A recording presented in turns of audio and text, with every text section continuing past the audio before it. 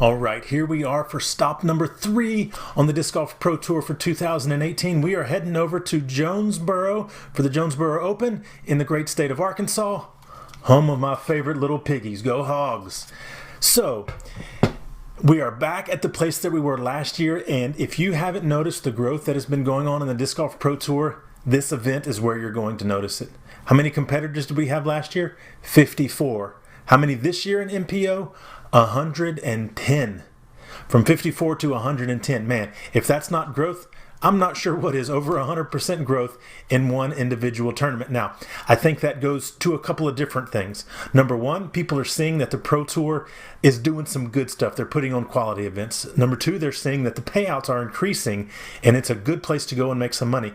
Number three, if the tournament staff at This Side of Heaven didn't do a good job of producing a course, preparing a course, and running a tournament last year, you wouldn't have this sort of growth. So I think all of those things combined are bringing in the players, and boy, is that good for us. So we have a couple of guys coming back from last year. Ricky Wysocki, he battled Simon at the last round last year, but Simon has had to pull out due to a back injury. He hopes to be ready for the Glassblown Open National Tour event here in about 3 or 4 weeks. So we've still got Ricky, last year's defending champion, and he went into the final round last year with a 9-shot lead. He kind of nursed that lead for 1,004 rated final round, only to best Simon by 2 there at the end. But going into that final round, Ricky had been averaging 1049 for the first 3. So I think he was figuring out this course and just kind of backed off there at the end. Who else was doing good at the tournament last year? Well, Big Germ was just hanging out right behind them. 2 fantastic rounds to get started, just right there behind Ricky. But then he averaged 997 for his final 2 rounds. Germ fell off big time last year. Who else did we see last year that's going to be back this year? Chris Dickerson and Johnny McRae. 2 guys who stayed very consistent through all 4 of their rounds. Let's take a look at this chart real quick. If you look at some of the big names that played last year, there were some drastic differences between their best round and their worst round. Chris and Johnny, super consistent right there in the middle. Besides that group that has some experience on this course, who else should we expect to do good this year? Well, with 110 people being there this year, 56 more people than there were last year, you know there's some new names. Let me throw some out at you, guys that weren't there last year that are showing up this year. 4-time world champion Paul Macbeth, winner of the Las Vegas Open this year, Eagle McMahon.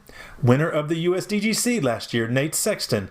Oh, by the way, Chris Clemens is going to be there. Devin Owens is going to be there. We've got several guys that are above 1020 that are coming in. And oh, by the way, who's getting back into the tour? Bradley Williams, the Texas Cactus, who has shown incredible effort and excellence at disc golf tournaments over the last several years, who had a little time off. Now he's coming back into it. All of these guys have this sort of skill set that it's going to take. Out here at the This Side of Heaven, what's that course like? Monstrous. Let's use that to describe it. Big course, lots of hills, big bushy trees. You're going to have to go up and over on several shots, either the trees or the hill. And if you get going the wrong way on some of these holes, you can go a long way the wrong way. So you're going to need to have very good driving accuracy, and it's going to have to be long. So with those things being what it's going to take for these players to do good, here's a couple of names outside of that group that I've already mentioned that may be good for you to pick up for your fantasy. Let's look at Arkansas local boy Kevin Jones, 1,010 rated, big bomber. This is the sort of place that he can do really well at. Some guy you might not know of, also 1,010 rated, Andrew Presnell from Missouri. He has had success at this type of course. Now, he played this course last year, shot 1,001 over the 4 rounds that were out here last year, but his rating has increased 20 points since this time last year. Big improvement in his game, and he won the Kansas City Wide Open last year, part of which took place on Blue Valley, a very similar course to this one out at the This Side of Heaven. And then a guy we saw on the lead card for the final round just a few weeks ago in Waco, big bomber, guy by the name of Garrett Gerthy, Double G, getting back onto the touring scene. For my money, he is the furthest throwing golfer out there. He throws golf shots for his power. Some of these other guys, if you go to a distance competition, you're going to see 360s and these giant run-ups. Double G just throws it like he's trying to throw a regular hyzer. Fantastic power, and I hope you get to see a lot of him as the tournament gets going. So that's what I think is going to happen on the MPO side. Lots of guys that are going to battle. But I think this current losing streak that Ricky Wysocki's on is putting a burr in his saddle, and I look for Ricky to repeat. Let's take a look at the women's side of things on our FPO side.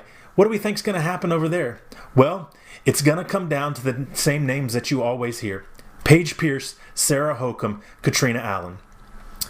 Those three ladies, when you look at the UDIS statistics for the so far on the Disc Golf Pro Tour this year, Paige is, out of the 8 main categories, she is first place in 6 of those. Katrina is second place in 5 of those. Sarah is either third or fourth in 6 of those. These ladies are killing the rest of the competition. Between them, in 4 of the 8 statistics, they are 1, 2, and 3. They're the ones that are going to do good here. I think Paige has the advantage due to her natural distance change, her distance advantage over the other ladies. However, there's several changes to the FPO side of this course. So some of those I'm going to give the advantage to Paige because things are a little longer, or the ones that were just out of reach for Paige are going to be in her range now, but still now just out of reach for the rest of the FPO field. So Paige has been dominating. She has won Vegas. She's won the Memorial. She has won Waco. I look for her to continue her rampage this year because right now she is head and shoulders above the rest. So we'll see if Sarah and Katrina can get that same burr in their saddle that Ricky has and see if they can dethrone the current champion of everything. This is going to be a fantastic weekend in the home of the Razorbacks. So let's head out to the course and see what's happening.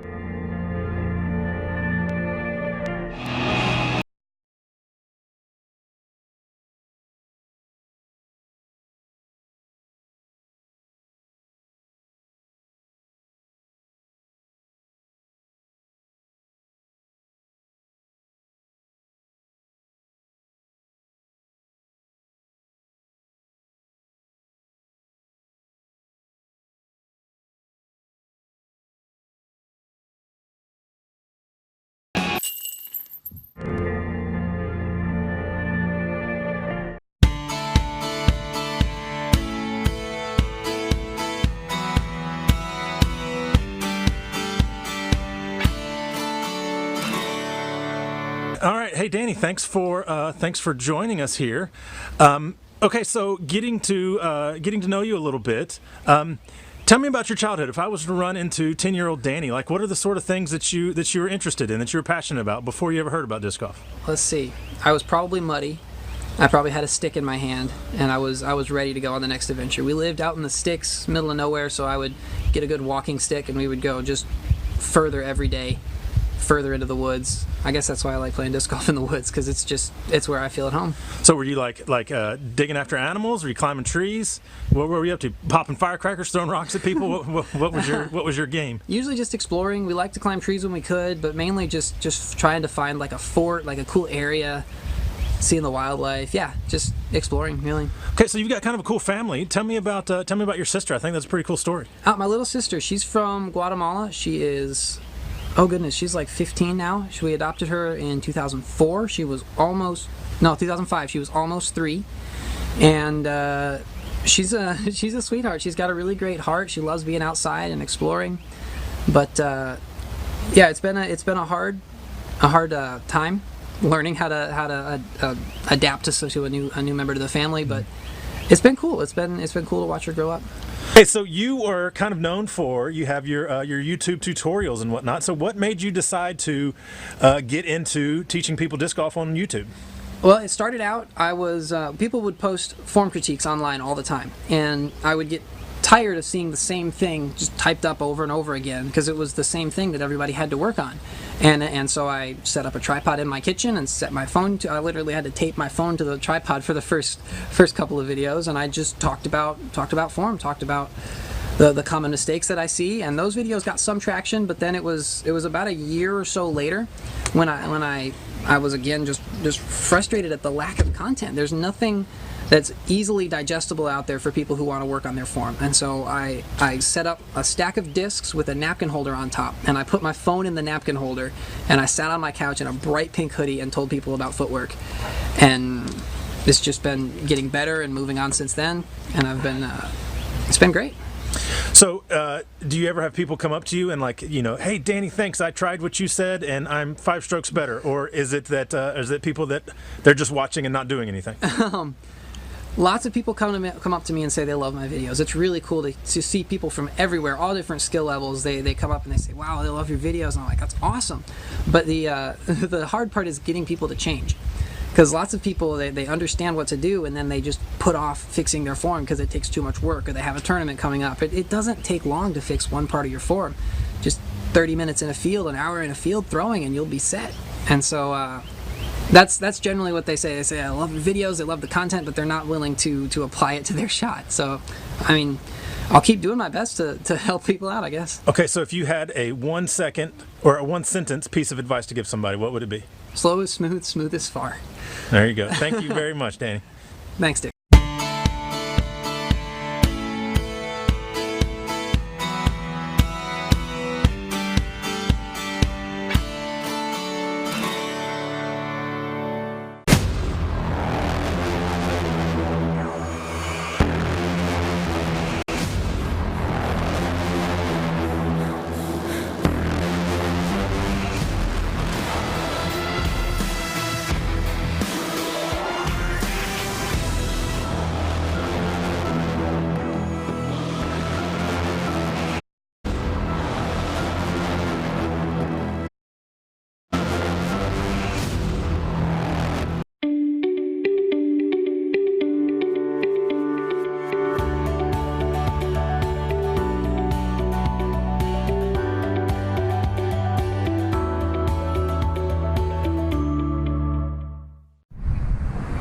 Hey there everybody, welcome to the Patreon raffle. This is our 2017 Patreon raffle.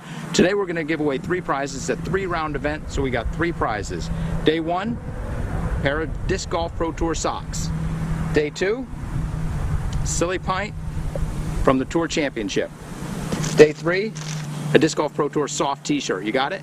Alright, so those are the prizes we're going to give away. We're going to pick our 3 winners right now. These will be the 3 winners throughout this entire event. And the 3 winners here at the Jonesboro Open are 48, 38, and 17. 48, Lynn Henriksen.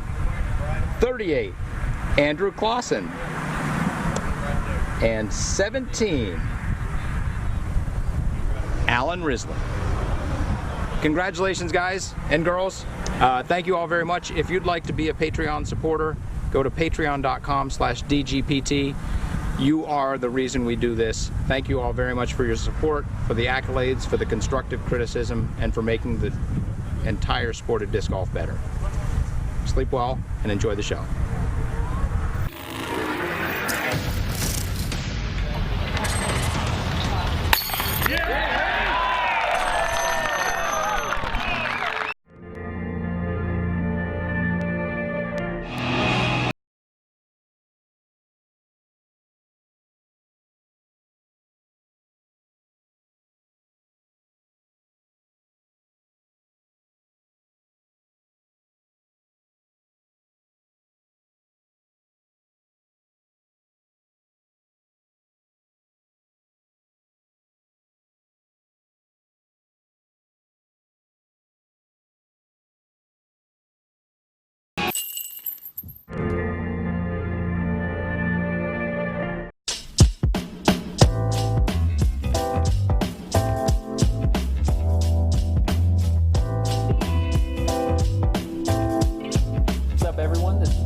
District with Prodigy Course Cuts. We're at the Disc Side of Heaven Disc Golf Course. This is hole 9, par 4, 750 feet. Hole 9 plays slightly downhill off the tee pad and then goes fairly strong uphill on their second shot. The player is looking to throw a slight hyzer flip out of their hand if they're a right-handed player, or the lefties out here are looking to get a really big drive that is going to flex and land them to the right side of the fairway so they can approach the basket a lot easier. If you get caught up short left, it's really tough to get uphill and far enough left to the basket. You see a lot of players that are caught up early, or if they get caught up on the left-hand side because they're just faded out too much, they don't get up and down for a birdie too much. There's no out of bounds on hole 9. The most amount of danger is going to be early if they hit a couple branches and they don't get a full flight out of their shot. But if you see the players get up towards the pole that's in the middle of the fairway, they have a fairly easy approach shot. The green moves slightly downhill and then drops a good amount after the basket. So the players on their approach shots, they typically end fairly short and try to make a downhill putt, or if they try to attack the basket, it's really easy to kind of float too long and then have a fairly difficult uphill putt in the trees. Once again, this is hole 9, par 4, 750 feet, and we're at the Disc Side of Heaven Disc Golf Course.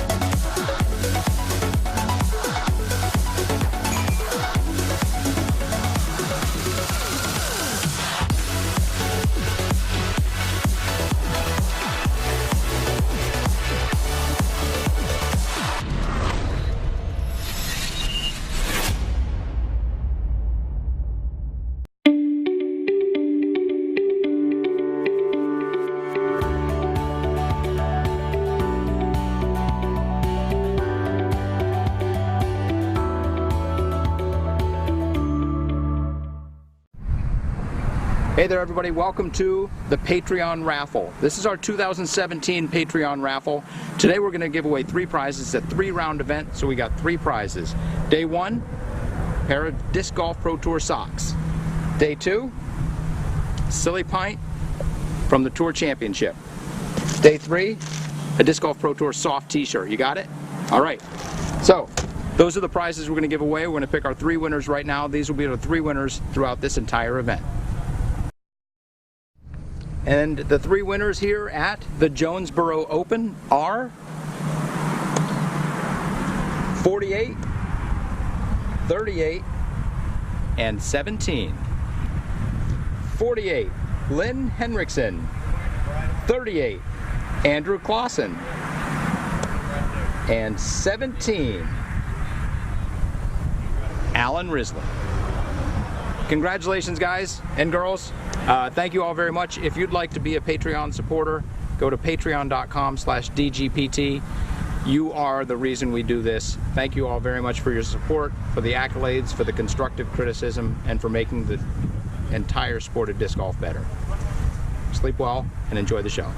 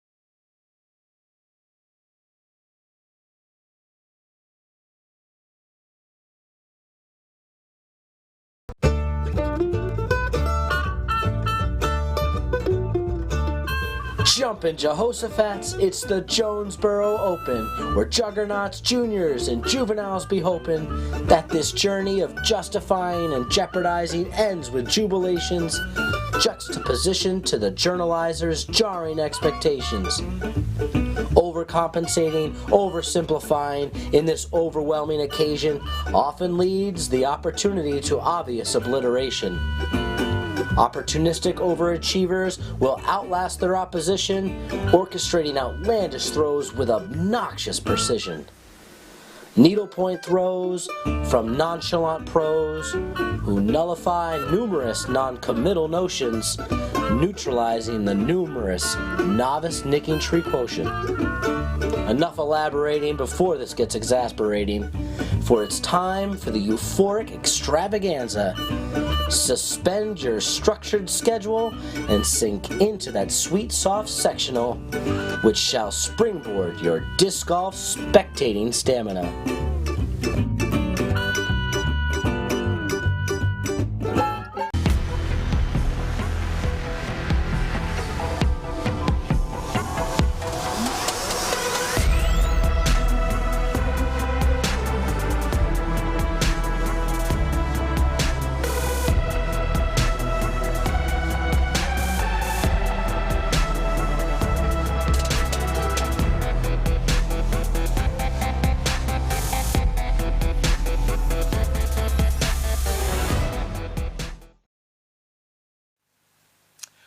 Hello and welcome to the 2018 Jonesboro Open.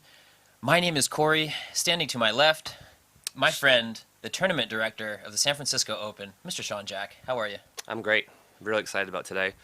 And just want to give as the VP of partnerships for the Pro Tour, you wanted to mention that the event was brought to you by Prodiscus. Exactly. Prodiscus, not Prodiscus discs, as that is a mouthful, but we've got some great action lined up for you here today. Great card, really. Starting it off by Ricky Wysocki. We've got Nate Sexton, Kevin Jones, the local boy, sponsored by Prodiscus, and fan vote Seppo Paju. Yeah, it's very exciting.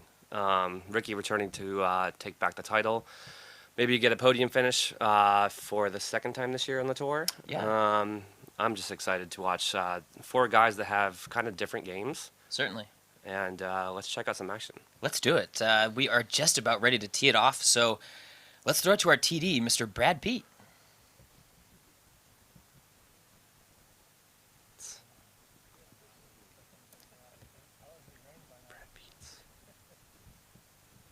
Alrighty, it looks to me that we have Nate Sexton here at the top of our card. Have to imagine he's going backhand on this big hole one. Sexton.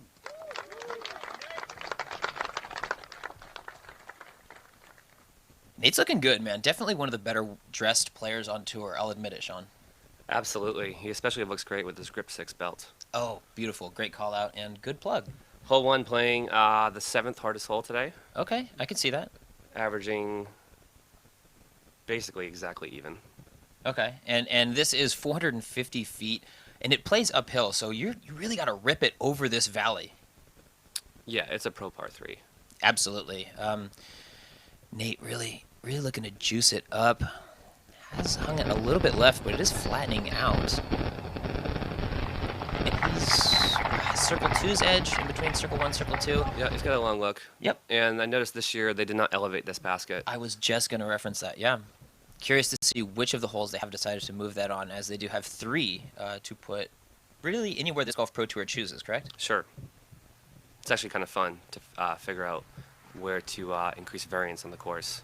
Sure, you can really put teeth into a hole just by raising it that, 2 or 3 feet, as Seppo leaks a little bit left, unfortunately. He is going to be near those trees. It looks to me like last year they had a little bit more foliage on those leaves. Yeah.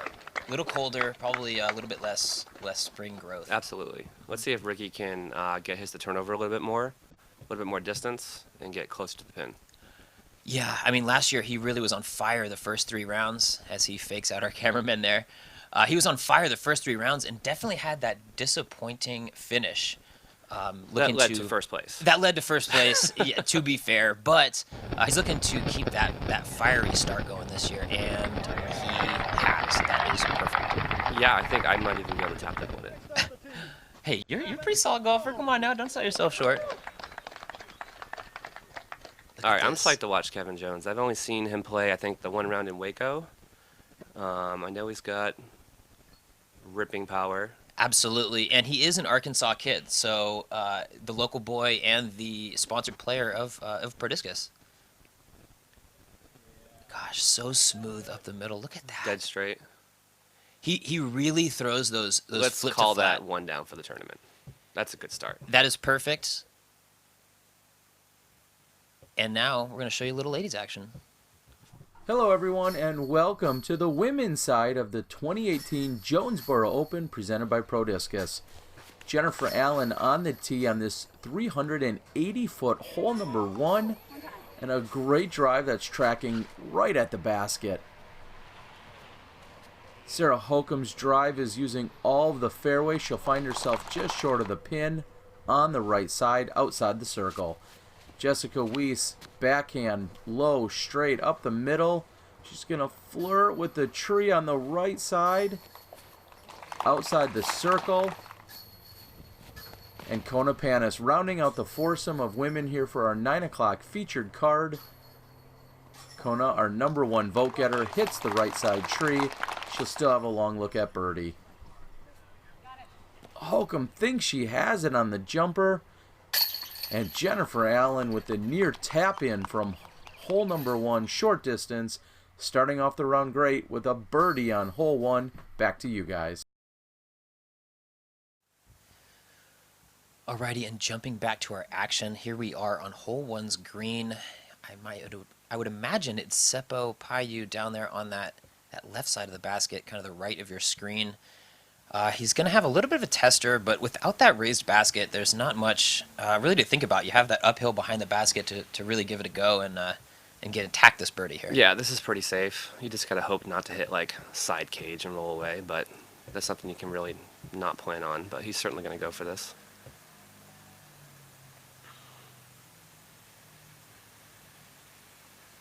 Seppo out of Finland.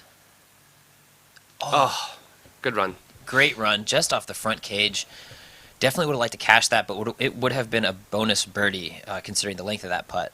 Absolutely. He looked like he needed like 1 inch Yeah. more height or more power. Sure. Looks like Nate Sexton next to putt, pretty much in line with that pin, putting straight at the basket. He's got that right-hand putt, so not really concerned with that left to right slant by the basket, but I'm expecting him to put this in. Nate's been hot lately.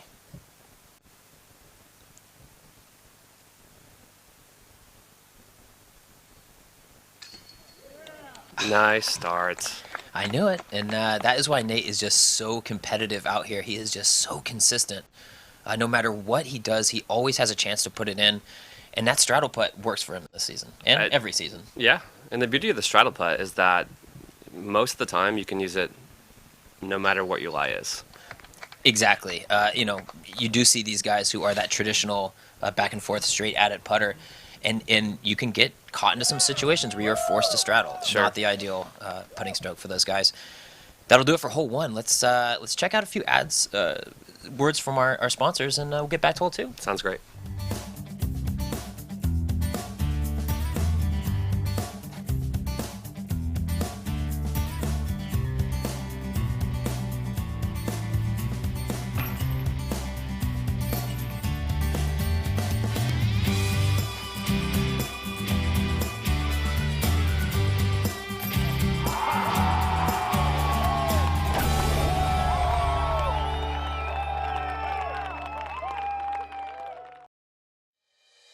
At Kids Disc Golf, we believe the future is now. Talented and skilled junior disc golfers are getting ready to join us for the first ever United States Junior Disc Golf Championships hosted at Smuggler's Notch Resort in Jeffersonville, Vermont. Smugs boast world-class amenities and an experience like no other.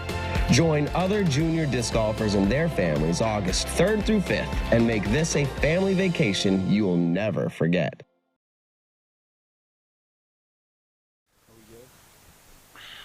Alrighty, stepping up to the tee of the par 4, 820-foot hole 2. This is decision time, Sean. Really, you can peer it. You can take that ante on that left side, or most of these guys, being right-hand, backhand predominant, are going to throw that big hyzer. You're just trying to get to that landing zone and give yourself an approach up this treacherous second shot fairway. It's going to play significantly uphill, kind of as the tee shot does play downhill, probably a net straight or flat approach. Here we are. Yeah, Nate, solid shot. Kevin Jones next on the tee here. Yes, excited to see 3 birdies in the first hole. Watched all the post coverage, and I think that's by far the best showing I saw for any group. I agree. I mean, versus last year. You mentioned it played even par, and we just saw it play 2.25. Right. So that should tell you enough. Ricky opting the safer shot. This hole, playing 5th hardest, it's basically a quarter stroke, or 0.19 strokes over par. Okay, I could definitely see that. Like, the second shot it's about 400 feet from the landing zone, so it isn't an overwhelming amount of distance that they need, but it's so uphill, and that pin is tucked absolutely in the back of that uphill part. So you got to crest the hill and get another 80, 90 feet up there. Right. As Kevin Jones really just smashes one right into the premier landing zone. Right. It's certainly a pro par 4. Mm-hmm. You need 2 big distance shots. Absolutely. Seppo, no slouch in the distance category. He smashes. Taking the more aggressive route. Yep, you can see him playing that Anheuser approach into the fairway. Not quite as often seen, as you can tell from our cameras there. It's hard to really project where that's going to go. Sure. But you have to imagine he's played this hole a few times. Hole number 2, 605-foot par 4. Jennifer Allen coming off the birdie to get the round started. She's going to take the right side line, playing right through the gap. Sarah Holcomb playing up the left side, the trusty forehand, just a bit tight. Hits one of the trees early. Jessica Weiss seems to split the difference, keeping it tight to the woods, but clean. And Kona with a great drive, doing the same. She'll have a look from there. Jennifer Allen has a standstill here on the par 4. We'll see if that's enough power for her as she puts it inside the circle. She's got a 29-footer, and she converts. Jennifer Allen, 2 for 2 to get started. And Holcomb's putt for par falls out. She moves to +1.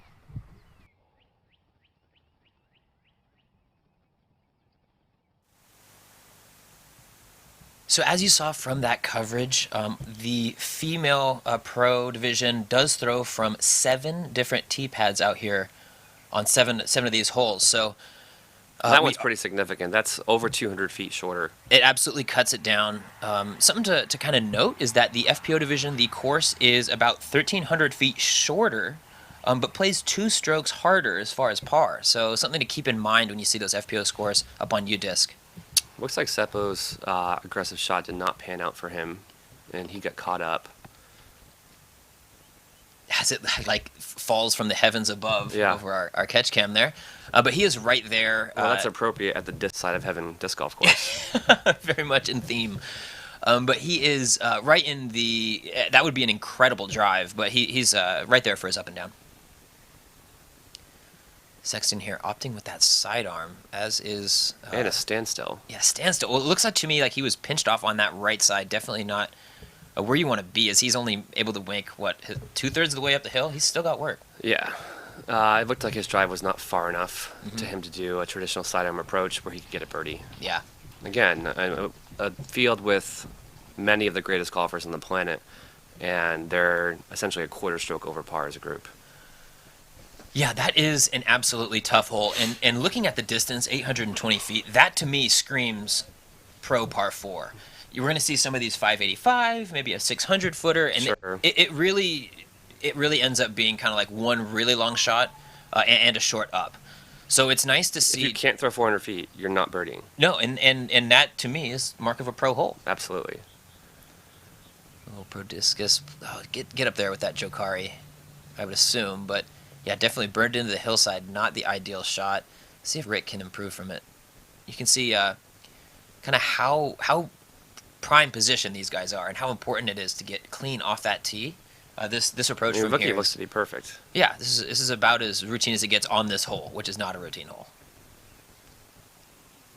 Turn it over a little bit, but yeah, I don't think any of the players should be extremely happy with their second shot. No, and Seppo not extremely happy with his first shot. So we're going to walk up here, check out Seppo's lie. He should be in a pretty good position at least to approach the basket at a minimum. So yeah, if he saves par with that drive, you have to call it a W, chalk it successful up as a hole. win. Absolutely. Yeah, for sure. You can see we have a fair amount of gallery out here kind of hanging around. You can see some caddies, but definitely some folks that are not tied to any one player. So good to see guys and gals coming out here on a Friday in lieu of work. Really get their money's worth and check out the entire tournament. Absolutely. And I noticed that they're carrying umbrellas. The forecast does call for about a 50% chance of rain. Mm-hmm. And the temperature to drop throughout the round. So they look like they may be in the lower 50s with some drizzle, which coincidentally is the exact same weather that we have in our studios in San Francisco. Yeah, beautiful. We decided to keep it in theme, match our weather here in San Francisco. Because we do control that, Sean. And Absolutely. So that was a nice touch. Yeah, there's a good gallery right there. Yeah, definitely. I mean, I would say the northeast portion of Arkansas, definitely not known as a disc golf hotbed, but just seeing all these people out here, really, you have to think a venue like this, and an event like this is going to draw that. You're really going to build that scene. Well, it's like the chicken and the egg scenario, right? You can have a disc golf hotbed like Portland, for instance, that brings a big crowd, or you can be, Brad Peets, who builds this amazing course that can help disc golf grow because of its presence. Okay. Yeah, no, I totally agree. And really, that's something that we are, here in San Francisco, attempting to build on our own. We have that nice infrastructure, but the San Francisco Open, the next stop on the Disc Golf Pro Tour, is really an attempt to grow that into a more professional scene and really, really build that next level of fandom. Absolutely. We got the grassroots part covered. Mm-hmm. So these guys just approaching Seppo and Kevin there. Nate also with what I assume is next to the basket. Ricky really the only opportunity for birdie, and it's not a great one off in that shrubbery off to the right. No, he rolled that up shot over. He let it go late, maybe because he was trying to compensate for more power because it's so far uphill. Yeah, and I can't put into words how much harder it is that the pin is not right on that crest of the hill, but 60, 70, 80 feet behind that crest. Right. Really adds that next level of difficulty.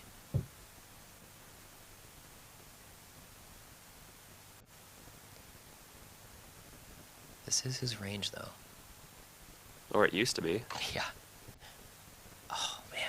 It's a good run, though. That looked like 45, 50 feet. That was a great run. And should be stated that Ricky is, and I'll just be honest right here, he's ice cold coming into this event. He threw a few... Well, I love that people say he's ice cold, and he's he been like in the finished top outside 5. the top 12 or something, yeah, 10. But compared to last year, the last 2 years. Exactly. And the Open at Flat Creek, he did have a round, I think, one round that was like 975, 976. So that is very un-Ricky-like. I know. Even though it's one round, that's fine. But regardless, we're going to see if he can really start to string them together, because hole 1 looks beautiful. This hole, little flustered maybe. Nate putting it Good down. routine putt by Nate. Yeah. Oddly, it looks like this group is going to tie with pars on this hole, which I would not have predicted. No. Seeing all the tee shots. Yeah, absolutely. 2 real quality shots, and 2 good par saves, really. That'll take it for hole 2. Let's hear from our sponsors. Tempercraft USA. Double wall 18/8 stainless steel construction keeps it cold while you're hot, keeps it hot while you're cold. Get your customized growlers, tumblers, and sports bottles.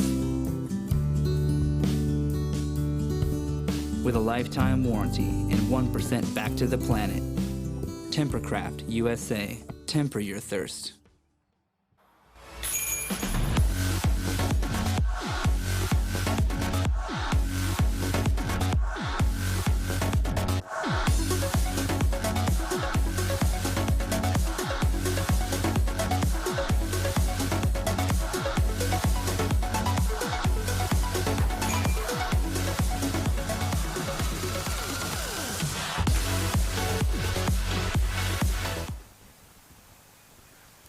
Nate Sexton on the tee, looking to keep it going. Tied 55th, although that's a very disingenuous stat as he is only 2 holes into the event. And this hole playing top third easiest. And as it should. It's pretty straightforward, like literally and technically. It's right there in front of you. It's you and 400 and change. Exactly. Right, for this field, it's like you got to be getting inside the circle. Yep. At least circle 2. And it is reminiscent of hole 1.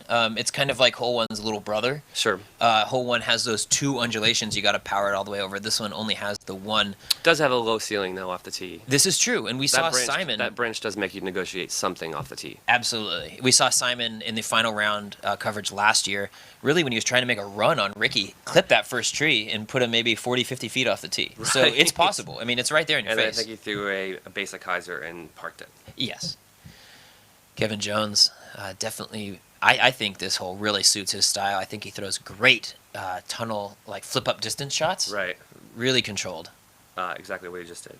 Looked like he rolled that a little bit. Yeah, but it should have a little Big skip. Great action. I was not anticipating that. Yeah. That's not being on site. Yeah, no, right? That was perfect. And you have to imagine it's cold. It's a little wet. Maybe we're going to see a little bit more ground play than we saw last year, where it was real grabby in that long grass. Yeah, the grass does seem significantly shorter. Seppo peering it up the middle, fading out to that left side, kind of hanging out in Rickville over there. Yep. They're going to have twin putts. Let's check out the ladies. Hole number 3 with Jennifer Allen sitting 2 under through the first 2 holes, making a great putt on the previous hole. Hole 3, the most straightforward hole you'll find out here. 300 plus feet. Jennifer Allen parking it. What a great start for Allen. And Kona Panis wants to follow it. And it tracks, skips, sits. Near park job for Kona Panis. Jessica Weiss has a look at birdie, but doesn't give it enough power. Kona's in for the cleanup. That's an easy birdie. She'll move to 1 under through 3 holes. Fist pump by the teammate. Allen taps in. That's a turkey to get the tournament started. She's 3 for 3. Back to you guys.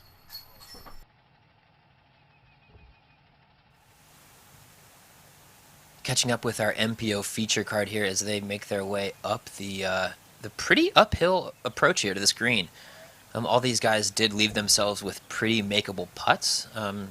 So I definitely wouldn't be surprised to see the star frame. Nate looks to be out, circle's edge, just outside maybe? Yep. And this is his wheelhouse. Mm-hmm. I mean, you got to think that he's maybe the best 40-foot putt on the tour, maybe? If not the best, he is one of those guys that is in the running for it every single time. And that's something to be said. He's like 40 feet right now, exactly. Oh, nice. Wow, dude, a little dance in there. Yeah, That was beautiful. Yeah, I a little appreciate Fosbury that, flop. Nate. Yeah. I have heard Nate actually be kind of right on that circle 1 line, and he won't mark it just to get the circle 2 hit. I've heard him say that in commentary, yeah. He's trying to pad his stats. Uh-huh. I don't blame him. I think it's funny when people say, like, am I outside the circle? And you say yes, and then they'll mark their disc, and I'm like, no, not anymore. Yeah, exactly. Seppo here from what looks to be about 29 feet with that patented kind of from the chest putt. I like it, man. Very controllable. Mm-hmm. I like the coral salmon color he's got going, too. Perfect. Yes. Kind of reminiscent of like Nate Perkins, I would say, if folks have watched that Waco footage. Kind of the spin putts from very high, kind of chest high. It's good. And the opposite style. Yeah, exactly. Coming from his shoelaces. Yeah, knee to basket. But good start for 3 of those guys. Absolutely, and Kevin looks like he should be completing the star frame, although we've seen putting woes before from Kevin. I know you were hesitant to say it, but if there is one knock on Kevin, it is the aggressive putting has cost him some strokes in the past. So there you see it. That's a star frame, and we might be cooking here, folks. Yeah, let's do this. Let's go.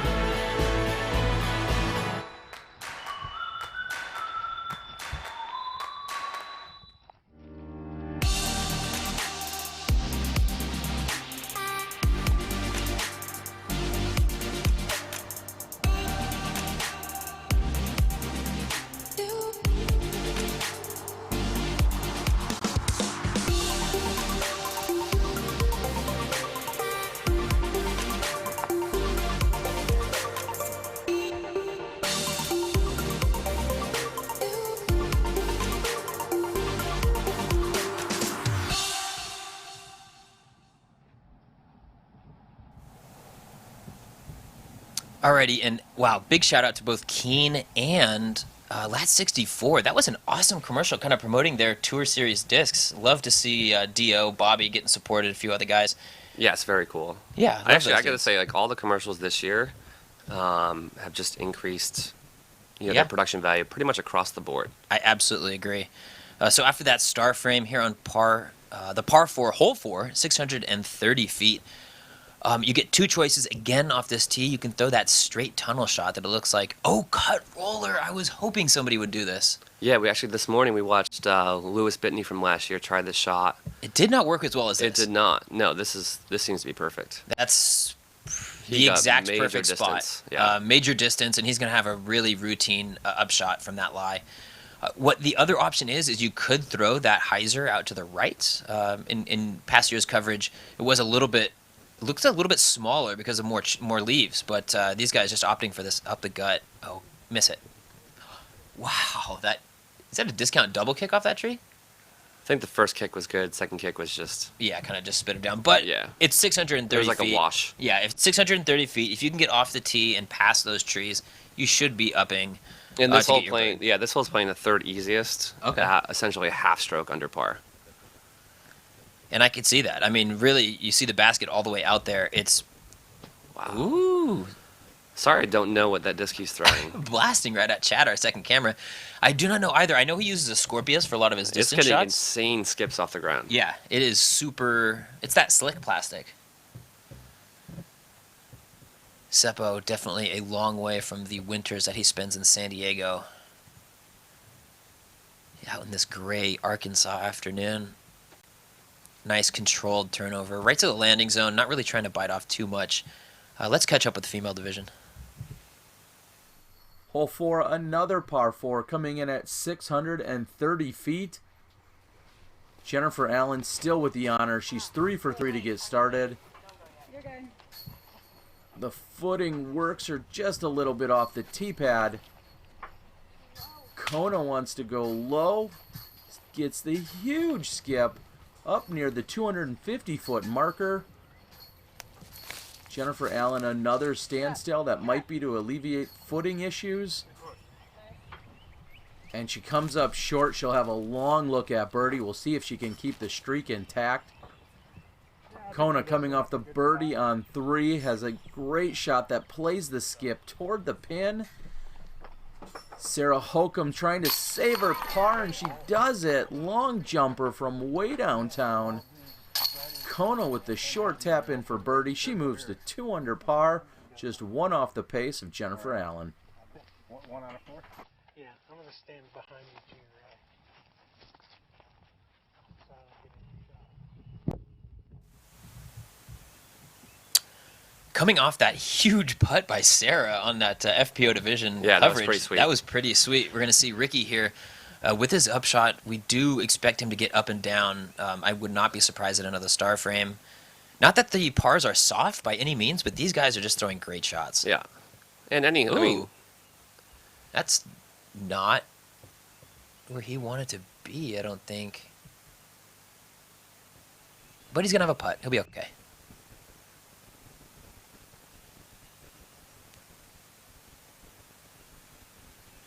Nate really trying to keep this train rolling. Needs to stack as many birdies as he can. I think it's going to take a real hot score to be on top of that leaderboard after we saw a few 10s and 9s coming in this morning. Yeah, we got David Fellberg and Will Schuster in the clubhouse with 2 10 downs. Will, who's been off the scene, let's be honest. Off the scene for a minute, finished his round 5 down through the last 4 holes. Wow, with that eagle on 16. That's impressive. Absolutely spectacular. The only 2 guys with double digits so far. As we see these guys approach, Sexton put it under the bucket, and looks like Kevin is going to have, pretty routine tap in. Seppo, really the last one to clean it up here, and we can be moving on.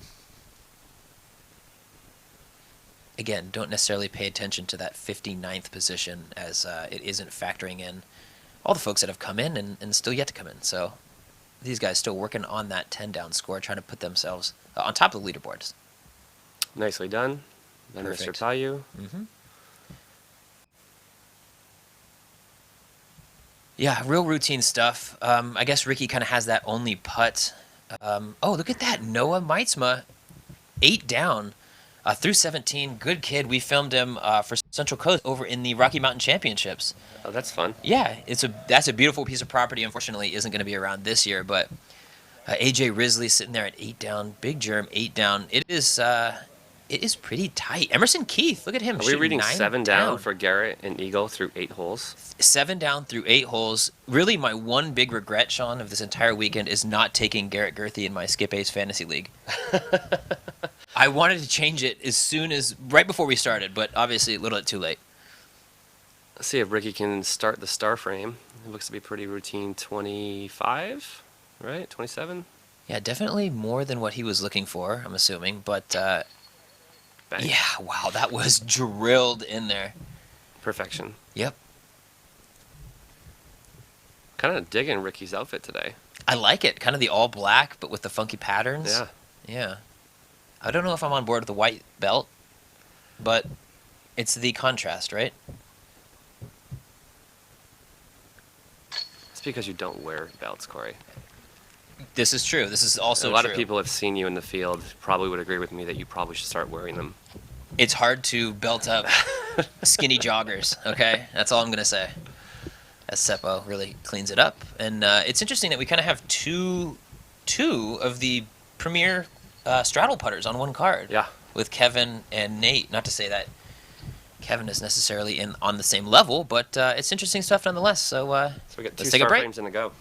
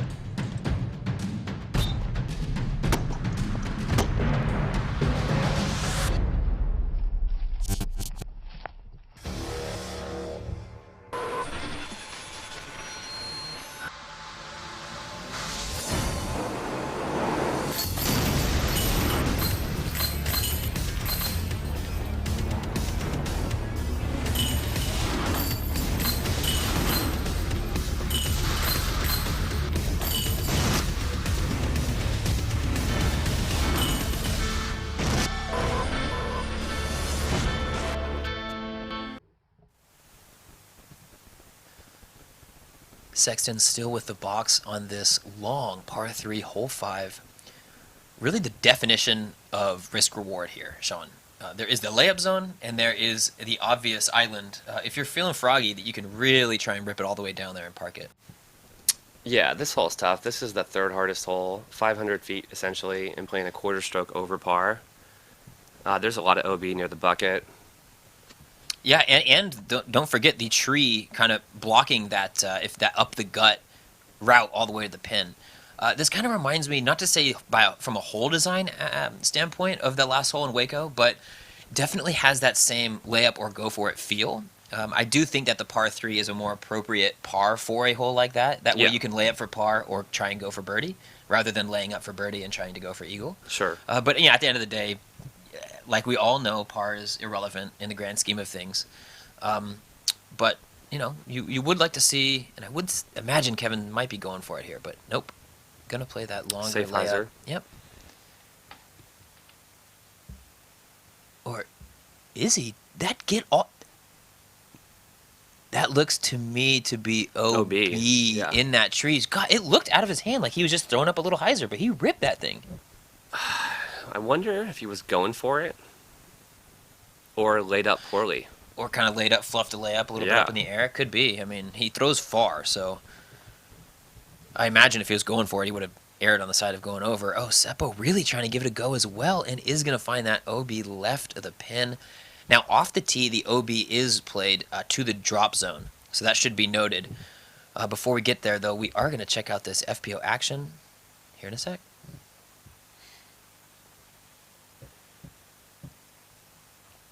Oh, yeah, there it is. Oh, my gosh, that is so tight.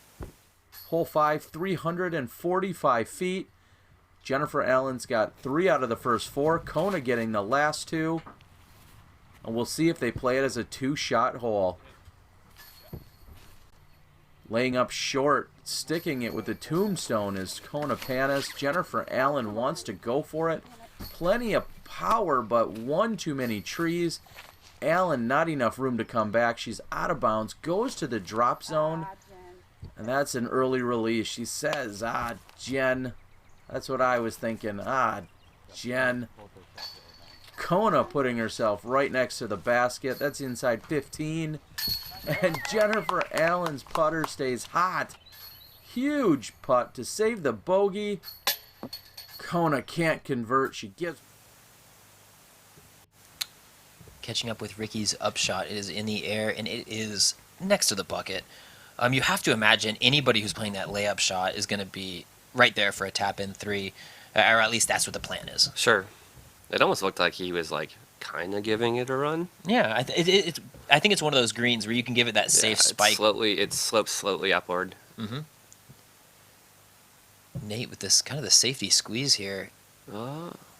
Perfect. Yeah. Clear layup. Oh, it looks like we've also had part of the wall from last year removed from the green of this hole.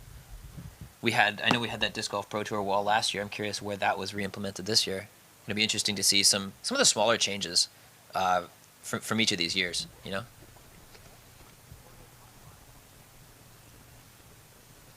Really trying to get a read on the exact rules of the course. Now, I'm pretty sure that you go to a drop zone off the tee, or at least that's how they played it last year. So seems like the group is having this exact conversation seems right like now. Yes. So we're going to go ahead and read their lips and try and get it to you as best we can. But you can see them walking back to the drop zone right now. I'm fairly certain it's Mando drop zone off tee, and then regular OB rules apply. Exactly. Thereafter. And I that's think pretty standard. That's the appropriate way to play some of these holes. Right, because imagine like your putt goes out of bounds, and you're dropped all the way back, and you have to go back to the drop zone. Yeah, that would be just tragic. Kevin really pretty aggressive. That was like a really firm putt from there, and it is at that length where it's halfway between a throw and an aggressive kind of spin putt at it. Really, not any opportunity to put it in other than kind of like a freak throw-in incident. Just get up and down, get your four. Seppo though. Oh wow.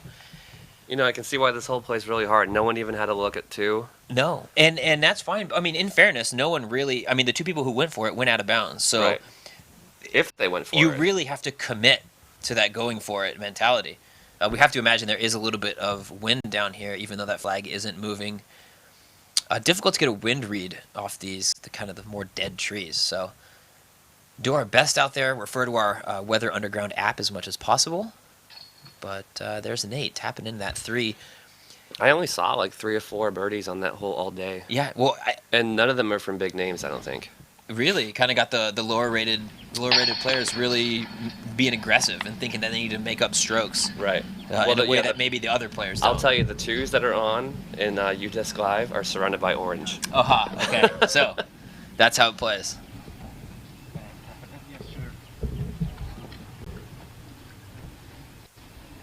Kevin Jones approaching Seppo. Seppo taps in as these guys will approach and finish up their hole. Kevin, though, still with a little bit of work, admittedly. More than he'd like, I'm sure, for his bogey putt. Definitely with a crowd directly behind the basket, not ideal. Yeah, good putt. Yep. Professional player right there. So there you have it. 2 threes, 2 fours on a par 3. Definitely not what we're used to seeing out of these professional players. Let's take a break.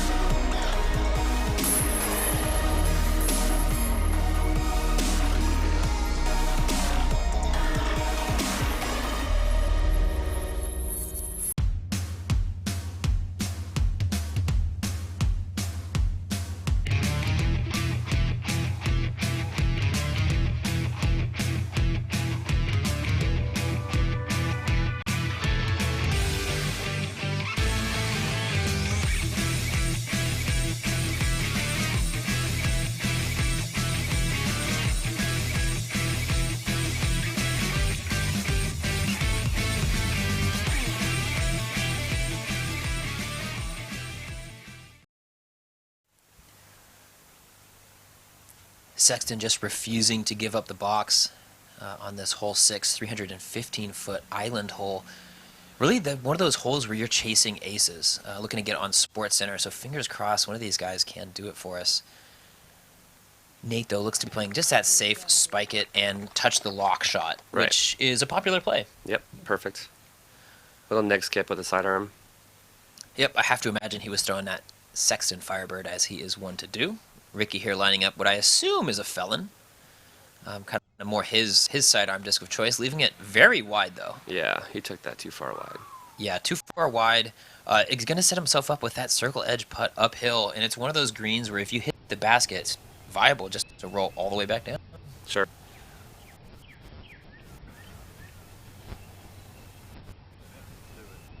Evan, I imagine putter shot. He is so clean. At least seems Chris.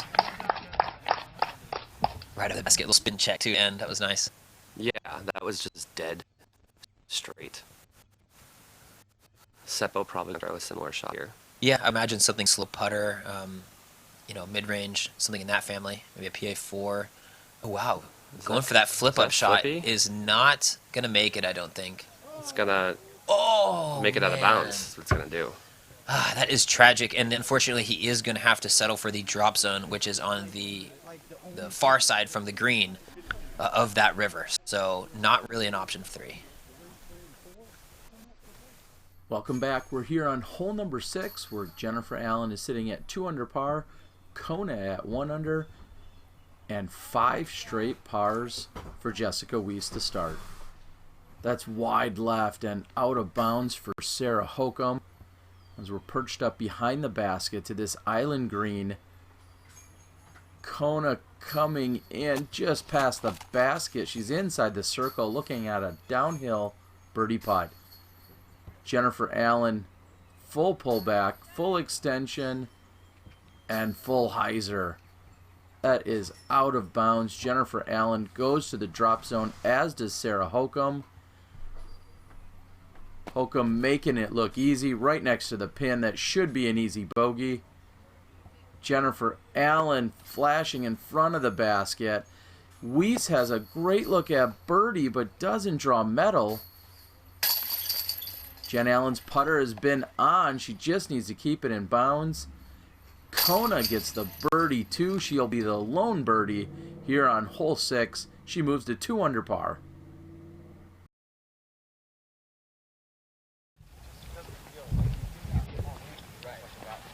Coming to you from the green of hole 6 after seeing Kona just absolutely lace that drive earlier in the day. Not shown was Seppo's upshot. Difficult to kind of time that out when we are showing that FPO coverage during Sure, live. on a short hole especially. Yeah, definitely. Downhill. Yeah, easy out there.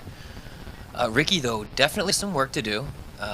Sitting at 3 down through 5 He's made holes. all these putts so far today. Hey, this is true, but, very missable putt. Unaccounted. All right.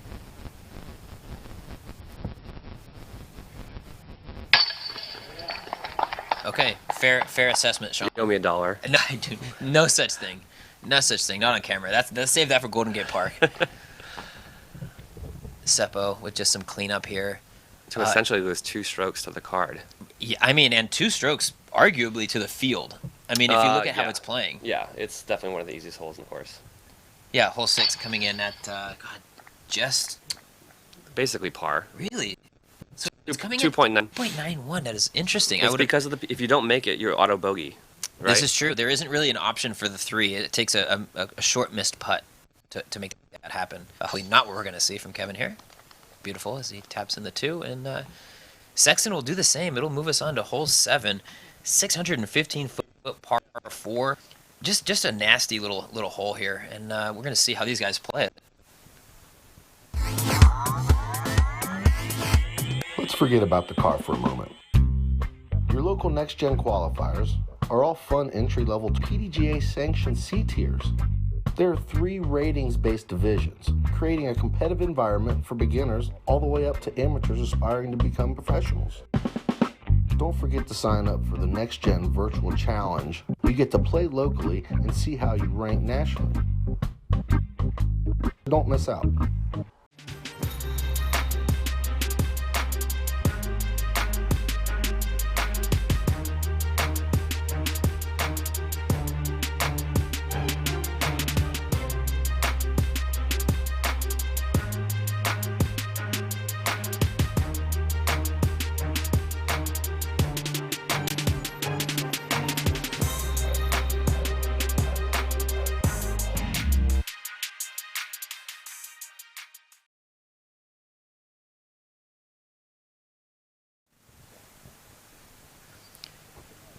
Sexton continuing to play follow the leader as he will give Fox.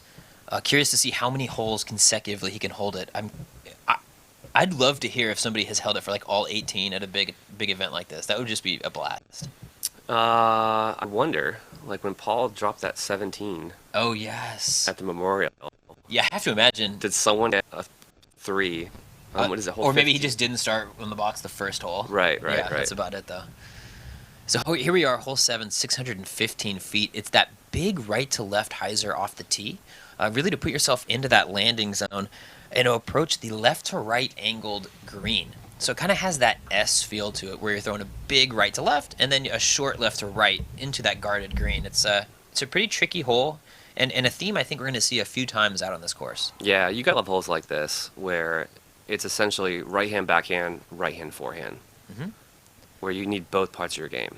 Or you have to be, James Conrad with that touch with the turnover. Certainly, yeah, throwing that JK just on those nice turnover lines. Kevin looking to be a little bit left of where he was intending, but still should be in business, as this hole coming in at 615 feet isn't overwhelming from a distance perspective. Oh, no, not at all. I mean, it's certainly uphill off the tee. Yeah, these guys finishing left of that big tree. I have to imagine they were trying to finish right, but we'll see how the FPO division played it. Hole 7, 615 feet, par 4. Kona leading this card, sitting in third place overall. We catch up with their second shots. This is Sarah Holcomb second, off to the left on the par 4. Jen Allen with another standstill second shot. And she's got to get around the tree, but takes away so much distance. Holcomb's forehand in front of the basket, right side. Jen Allen is still in jail on the right side. Frustrated, she almost gets the putt, but this one doesn't fall. Holcomb for par. Off the top. That's a bogey for both Allen and Holcomb. Back to you guys.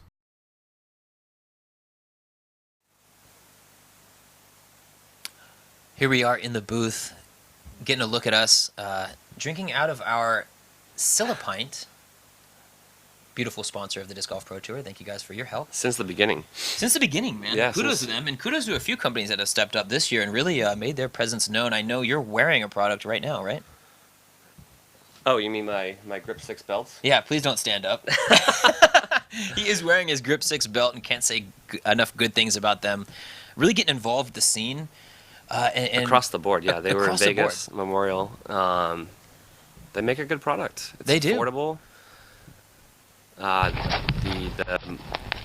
It's kind of modular, that you can trade the strap and the belt. Yeah, very good. You can match any look, any color combination. I know Big Germ has like an orange one for his orange outfit, a teal one for his teal outfit, as these guys are approaching the green here.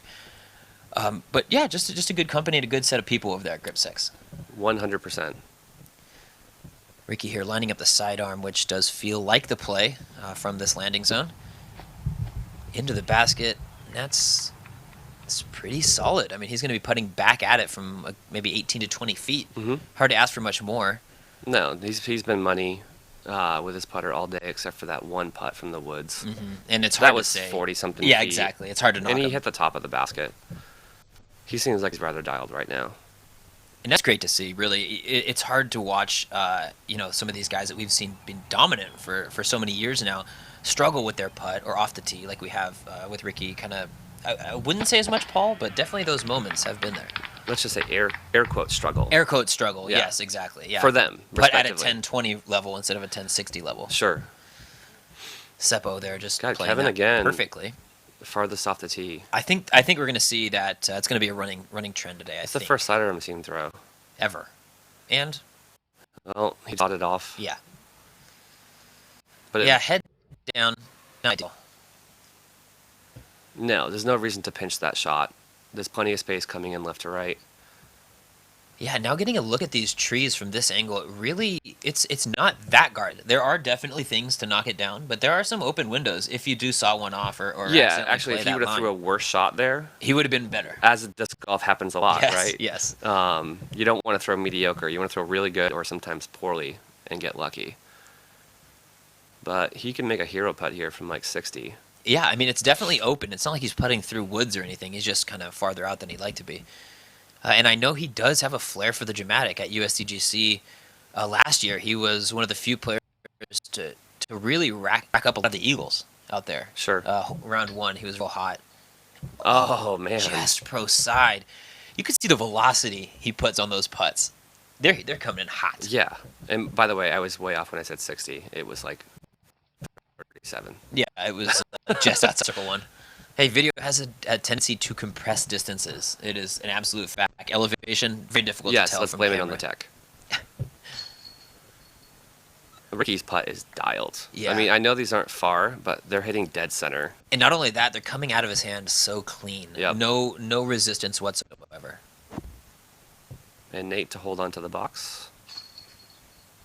He will Wow. not back 7 down, in a ladies and row. gentlemen. Nice. He will continue on to hole 8 with his 8th consecutive time at the top of the box, really playing wind dummy.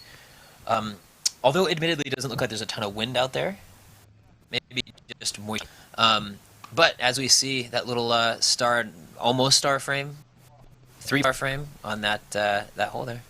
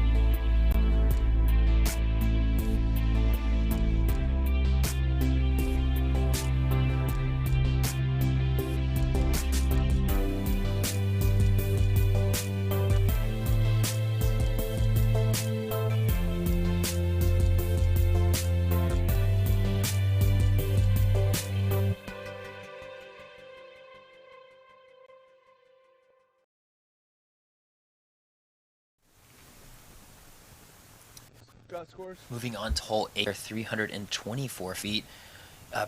Extremely left to right, especially once you get up to that bush that we're seeing just in front of the tee pad there. Really calls for the sidearm off the tee, or we saw Simon last year play it with the D-line FD roller. Kind of a unique play. That's what I would do. Oh, totally, right? Yeah, The 100%. 100% roller. See, this is the problem that they've done is they've put 2 sidearm players in the booth at the same time. That's the mistake number 1, because all I see is sidearms out here. And we have our first appearance of the elevated. Nice. And I think, especially if they're short of the basket, they're really going to have to put up that hill. I agree, and it's coming in at like a 2.6. Okay. So to create variance with already a slope. Yeah. It seems like an idea from the TD, Brad Peets and or Steve. I'm not sure who made the decision, but I agree. A hole that's kind of soft for a field that's talented. Why not just lift the basket up a little bit? Yep, and if that theme continues, I could see basket being lifted up on hole 15, which is coming in as the easiest hole on the course. So we'll have to see that once that gets here. Seppo with that nice turnover, leave him in the circle. Yep. Kevin is throwing the sidearm.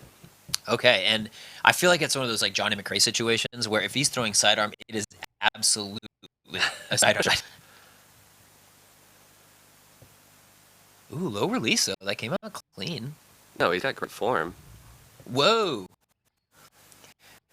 And we see Kevin really a power player. You know, he can really rip and is coming up a little long right there. So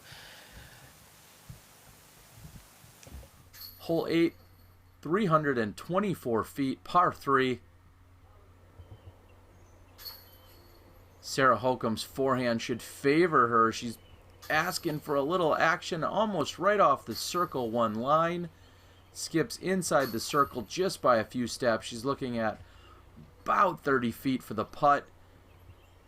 Jen Allen playing the turnover shot, coming in short and then skipping past.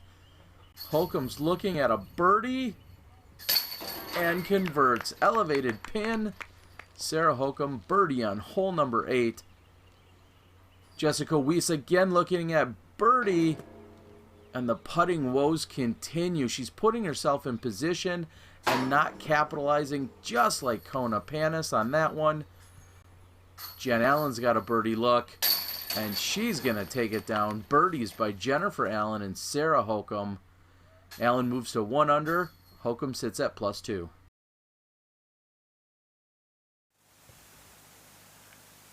Back to the green here on hole 8 after seeing Holcomb put in another huge putt on that feature card this morning. Good to see her really out here being aggressive after that, we'll say, unfortunate finish at Waco. I have no idea what you're talking about. Curious to see if she can bounce back from that thing that Sean has totally dropped from his memory. This is a tough putt. He's putting downhill at an elevated basket. Kid got without coconuts, fear. man. Yeah, Kid without has fear. got coconuts. As long as you don't hit metal. Mm-hmm. That's true. I mean, really, you hit metal, drop down, you're fine. It's the air ball into the nasty. Seppo's got to convert here. He's only 1 down, and he's losing he's many strokes down to the field and his card. Yeah, definitely one of those holes that you need to birdie because a few of them late have teeth. And speaking of the field, that wasn't even close. I'm not sure. It just seems like his putting stroke might be off right now. Maybe just a lack of confidence. I don't know. Garrett Gerthy is now in 4th place, 1 stroke off the lead, essentially halfway through the course. Is that good, Sean? That is a big, almost blue bar entirely. And the only hole he has not birdied is the one that almost no one has birdied. Yeah. And to keep us... Wow. You knew it. You knew it. He's playing so good. Solid golf. Now, coming into the day, I definitely would peg this course as more of a long thrower's paradise. You know, really somewhere that they can help. But Nate just puts it where it needs to be and is always around. Mm-hmm. It's unbelievable. He's the mechanic. Yeah, and there's a reason he is, 4th best rated in the world, I think? 3rd? Yeah, and consistent. He's not one of those guys that has huge variance in his ratings. Absolutely. Like Kevin Jones can shoot 1070, right? Yes, and then he'll shoot 980. Yes, exactly. Yes. There you have it. 2 birds, 2 pars. Definitely looking to see better scoring, but we're moving on to hole 9.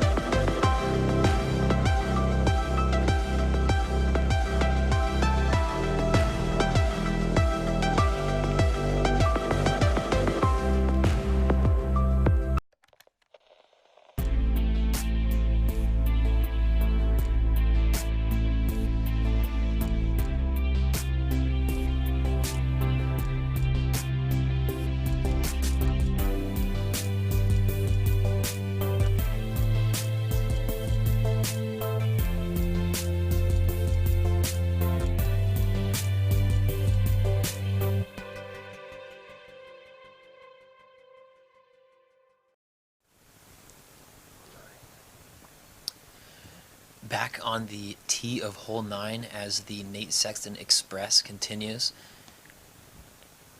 Hole 9, very tough hole. Really, it's pick a side of that tree and commit to your line.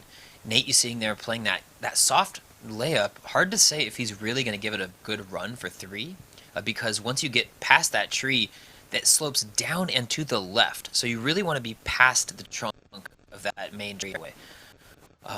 Ricky here lining up the backhand, which is frankly the more preferred play, especially if you can get it to flex out and around. Yeah, that's perfect. Absolutely beautiful. With that tree having a lot less leaves on it this year, it seems like it is a bit less of a bear to get around or to get through, frankly. Sure, exactly.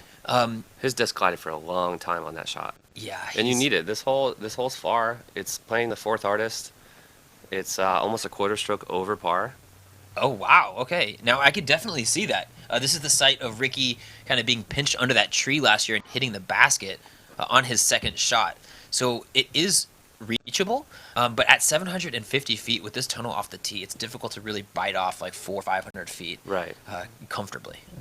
And there's no huge anti-flex shot. There's no anti-power shot. Certainly. It's definitely the Kevin Jones special, the flip up straight up the gut power. Oh, he likes it. He's doing the walk away. Oh, look at that pinky out. That was fancy. Yeah.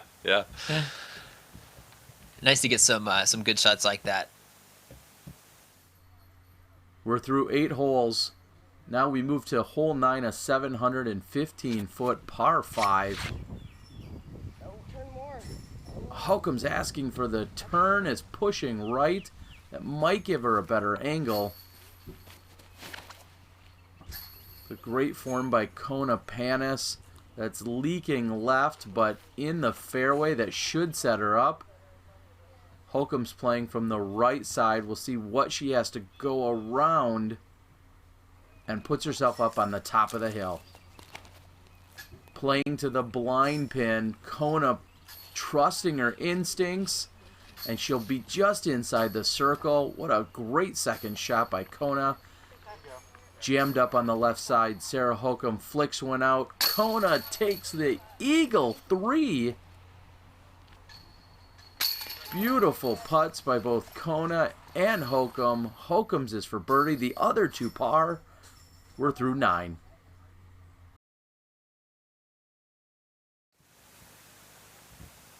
Wow, and give it up to Kona, who steps up and puts in the 3 on the par 5, hole 9. That was incredible. She is playing so good this year. She's practicing a lot. Yep. She's got great social media presence, and she's a road warrior. And I'm really excited to see what she's going to do this year. Well, that, and not to mention, she obviously has the support of Innova. She's very well connected. And why? Does someone at Innova? I don't know. I've heard of her dad's named Jeffrey, some guy. But Jeff yeah, Tanis is a great guy from Innova, awesome, marketing director. Yes, awesome dude. We've been working with him a lot for our tournament here in the. I can't give them enough praise for their support. So thank you. Absolutely. Seppo here with his upshot, looking to really crest that hill and touchily, if that's a word. I'm gonna stick to it. Touchily land it down by the pin. I think we need to keep track of the new words that you're making. All right, up so invented word number 1, touchily. But really, it is a fine line between airing out past the pin and really sticking it. Now, there is that tree overhanging, blocking that righty backhand hyzer approach, so the sidearm is the preferred play, kind of in like game theory aspect. Sure. But really, it's whatever you can throw best and get it to stick on that slope. He's gonna get enough juice on this shot. It's hard to say. He definitely left himself short off the tee. It's hard to know if intentional. Yeah, taking the sidearm off the tee was obviously a safer shot for him. Yeah. It's just make the tunnel first, worry about it later.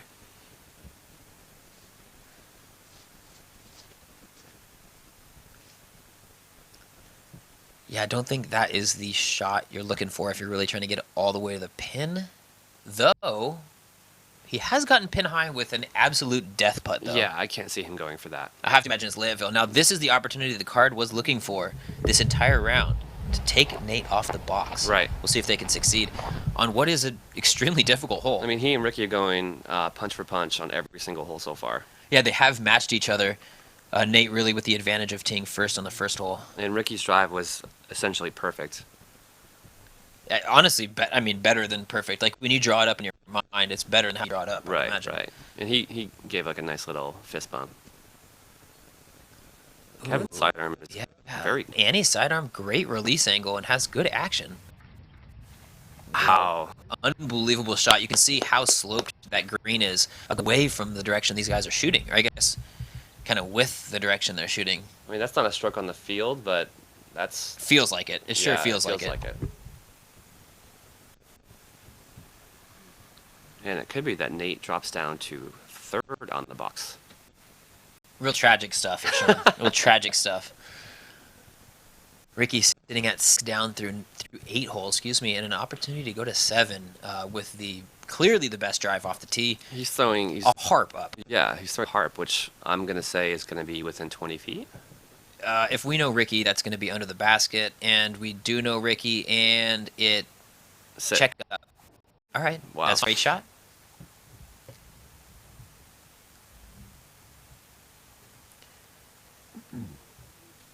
Alrighty, we see as these guys make their way up to the green, it's hard to say if they are checking live scoring. I know it's early in the tournament, so you wouldn't imagine these guys really being... Speaking of the live scoring. Oh, there we go. Speaking of live scoring, I'm sure they aren't paying attention specifically to how these guys are playing while they're playing? It's No, round I one, think you're that's, jockeying for that's position. more of a day 3 final day. Sure. Especially when it's coming down the stretch and you're looking at money, like strokes are. Yeah. Do you 50 lay to, up? Do you 50 run to $500. Sure.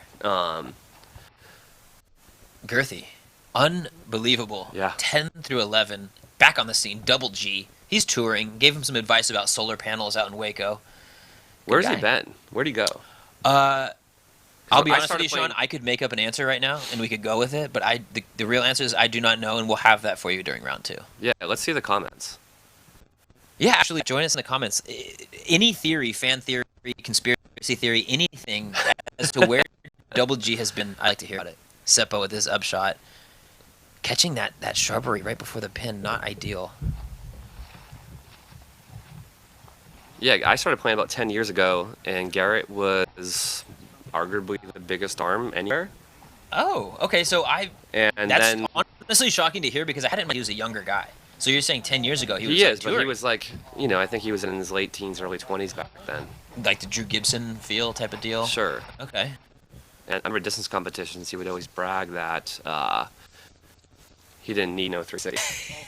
Just raw catapult power. Yeah. He kind of has He's that, been playing since he was very, very young. Okay. I think so like 3. I would describe it as very, very, very young. Sure. Yeah. Yeah, Nate laid up. Yep. Just a clear layup. No As he reason to has run to. that. Unless you're really committed to keeping that box. I don't think he's listening to us to know how complaining. I feel like he should be. I imagine all the players who have headphones and are listening. This is going to be a tough putt because he's putting for. This is for par, from just a bad downhill. lie. You got a branch in your back. Yeah, you can see all the trouble if he's it's for working birdie, with. he guarantee he lays up, Yes, right? Yes. Well, I mean, it's the putt's there. He's got to scoop it from low, kind of not his usual stroke. Oh! Wow. Wow. Seppo Paju, the prodigy himself. That's a huge putt. I'm going to give that best shot of the round so far. Easily. That would earn in our 222 Yeah, 471. in that our would earn group, best shot. that's $1 from everyone in your card for sure. Wow, great shot, Seppo. To keep on, I wouldn't say keep pace, but to not lose. Lose, exactly. 2 birdies in this card probably. Now moving up into a tie for 13th And sometimes, place. in your rounds when you're struggling, you get a shot like that, and it can turn things around. You can birdie 4, 5, 6 holes in a row. Absolutely. He needed that. He definitely did.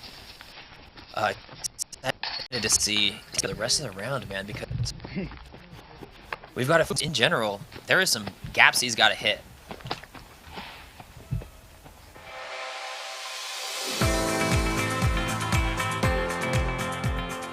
For me, it's time with my friends. For me, it's a walk in the park. For me, it's my job. For me, it's fun.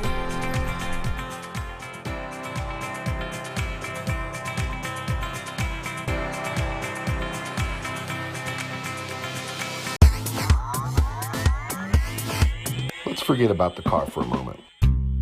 Your local next-gen qualifiers are all fun entry-level PDGA sanctioned C tiers. There are 3 ratings-based divisions, creating a competitive environment for beginners all the way up to amateurs aspiring to become professionals.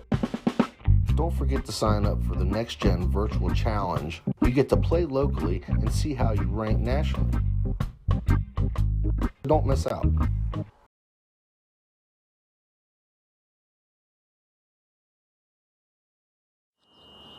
Back it up.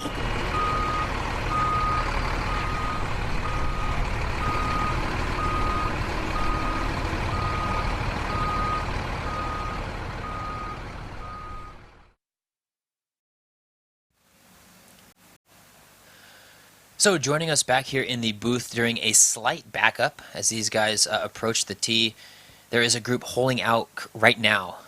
So got a few seconds to spare. Take a look at us right before we get back to Ricky here.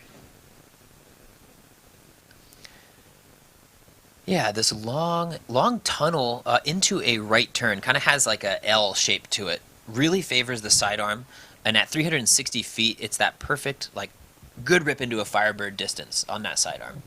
Yeah, for sure. And not to keep talking about the whole stats, but yeah, this is playing a tenth of a stroke under par. Okay. Certainly something that these guys are looking to get every single time. And I like the elevated basket here.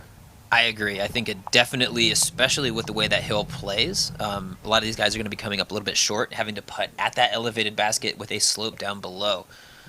Unfortunately, Kevin catching that shrubbery off to the right side. He might have a putt from the woods there, though.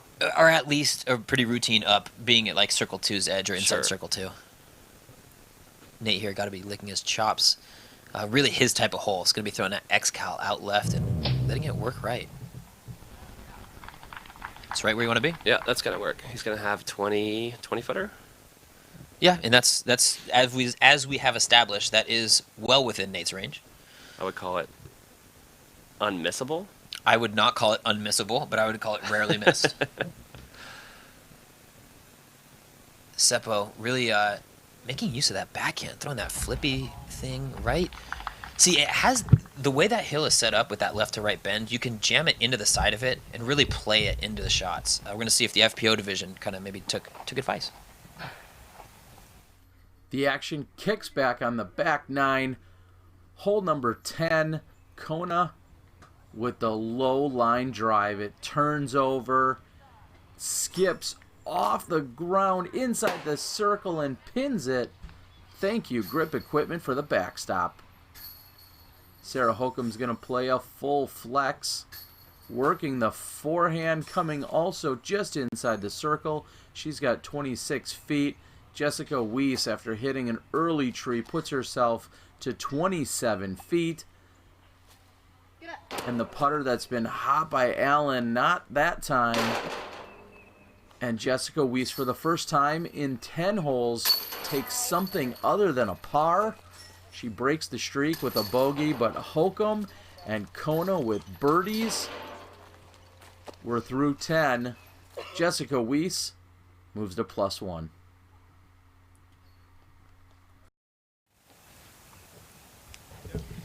There's Ricky there just laying up his approach. No real sense of urgency right now to be running a putt with such danger behind it. Yeah, downhill, elevated basket. Yeah, just lay it up, take your three, move on. Should be noted, though, that this year the tournament has been cut down a round. Last year it was 4 rounds. This year only 3. So curious to see if that actually plays into these guys' mindsets, knowing that they have 18 less holes to Yeah, score it's on. really interesting about golf in general. Whatever kind of golf you're playing, it's whoever's winning when the tournament ends, right? Yeah, yes. Whether that's 54, 72, or Worlds, what used to be. 150. Yeah. Yeah. And it'd be interesting to see a stat, like if you went back and chopped the 72-hole tournament into 54, who would have won? Yes, I heard a great stat, totally unsourced. Oh no, Seppo. See, we can, as we saw, Ricky laying that one up to avoid exactly what happened to Seppo. But back to what I was saying, I heard a stat that final nines, like over the last 10 years, there's like 1% of tournaments with final nines actually have a lead change in the final 9. Oh, really? Yeah, it like almost never. It's just for affects show? it. It's just for show and a victory lap type I think deal. Nate's going to get back on track right here. Yep. Oh, yes. And he's reclaimed his spot at the top of the box, I believe, because Kevin and Rick are both sitting there line 3. Yeah, he gave up the box for 1 hole. Yes. That's kind of And nice. that's out of respect. Yeah, Yeah, I like that. Nice guy. Nate Sexton, definitely one of the nicest guys on the scene. Just one of those guys that brings a smile to your face no matter what. Sure. All around good guy. Mm-hmm. Traveling with the whole family this year. I know, He's got it's the awesome. newborn, the wife. It's just such an awesome scene. And smart. Married a doctor, Yeah, that's never a bad decision. Seppo cleaning up his 3. Unfortunately, couldn't make do with the 2. These guys cleaning up, and we are going to be moving on to hole 11, which I call the Simon hole.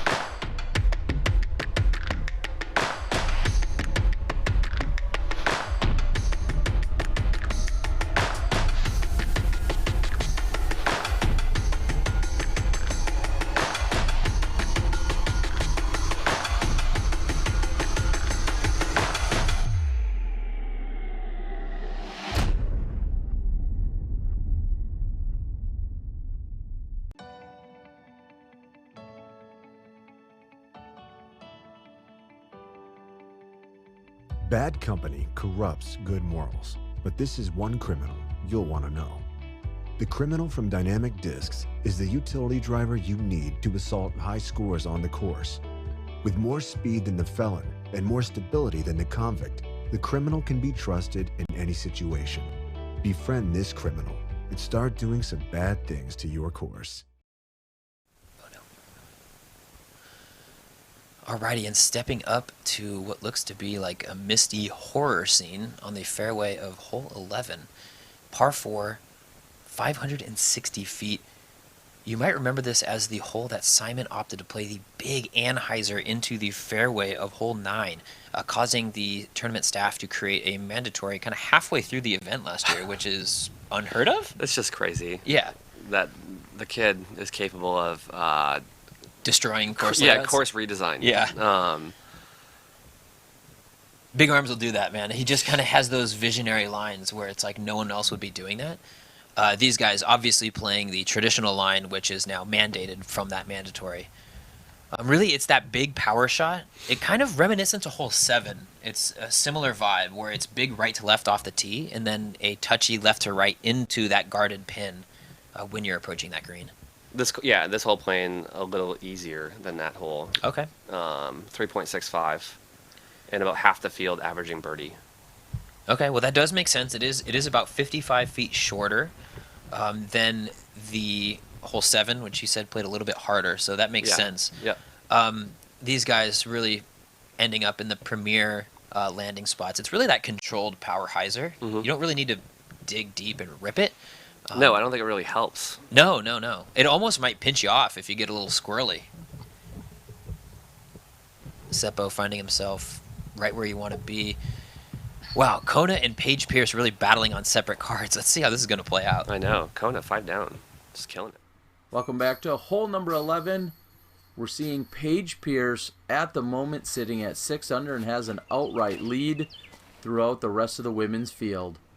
A backhand by Holcomb playing it out. It's got a good gentle fade.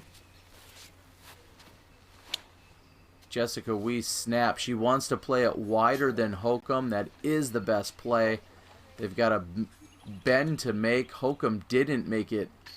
She's got to use the forehand roller. Getting tricky as we see the next card ahead of them. Weiss's forehand sets up beautifully for the approach and puts herself on the green. And Holcomb takes the third shot and nearly sticks it for birdie. Who threw it better? Advantage Holcomb. And the heartbreaker by Kona. She walks away with the bogey. Everyone else pars.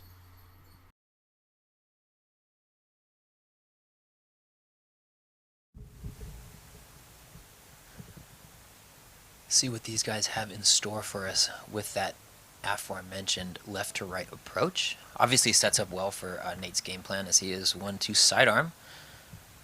I have to think, see, he was a little bit pinched off on that right side, having to throw that pretty extreme angle, but that'll play. Pretty extremely perfect. Yeah.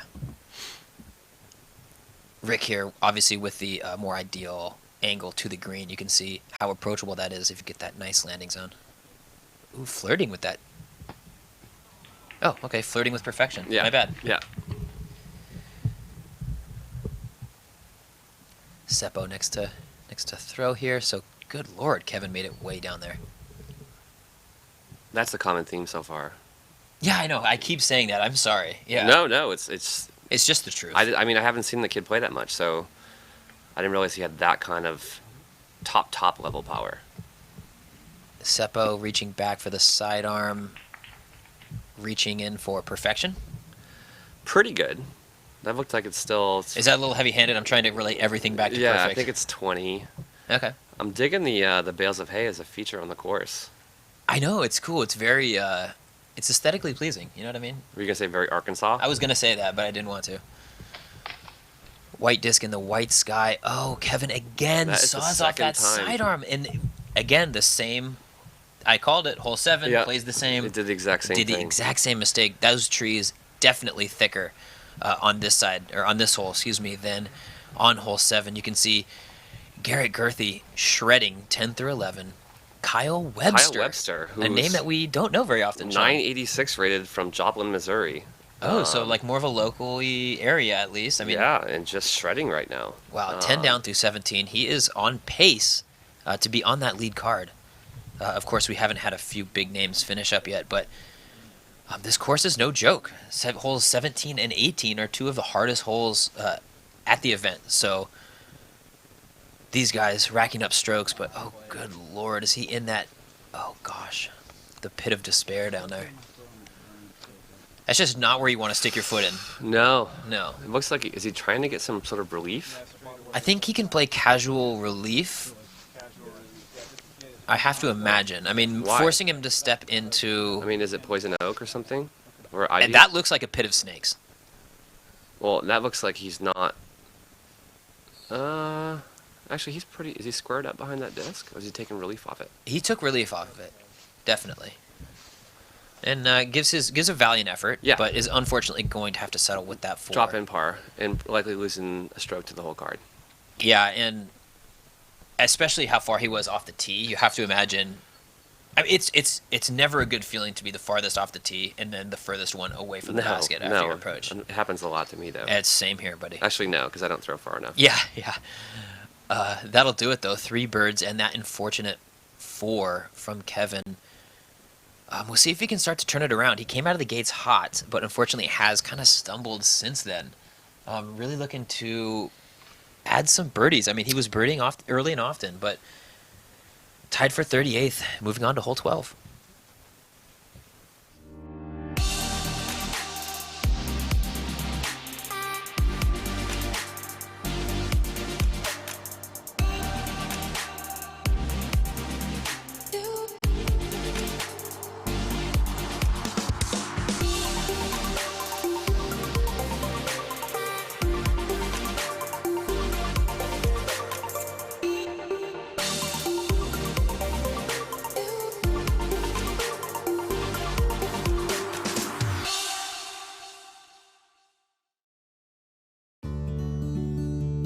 Tempercraft, USA. Double-walled 18/8 stainless steel construction keeps it cold while you're hot, keeps it hot while you're cold. Get your customized growlers, tumblers, and sports bottles. With a lifetime warranty and 1% back to the planet. Tempercraft, USA. Temper your thirst.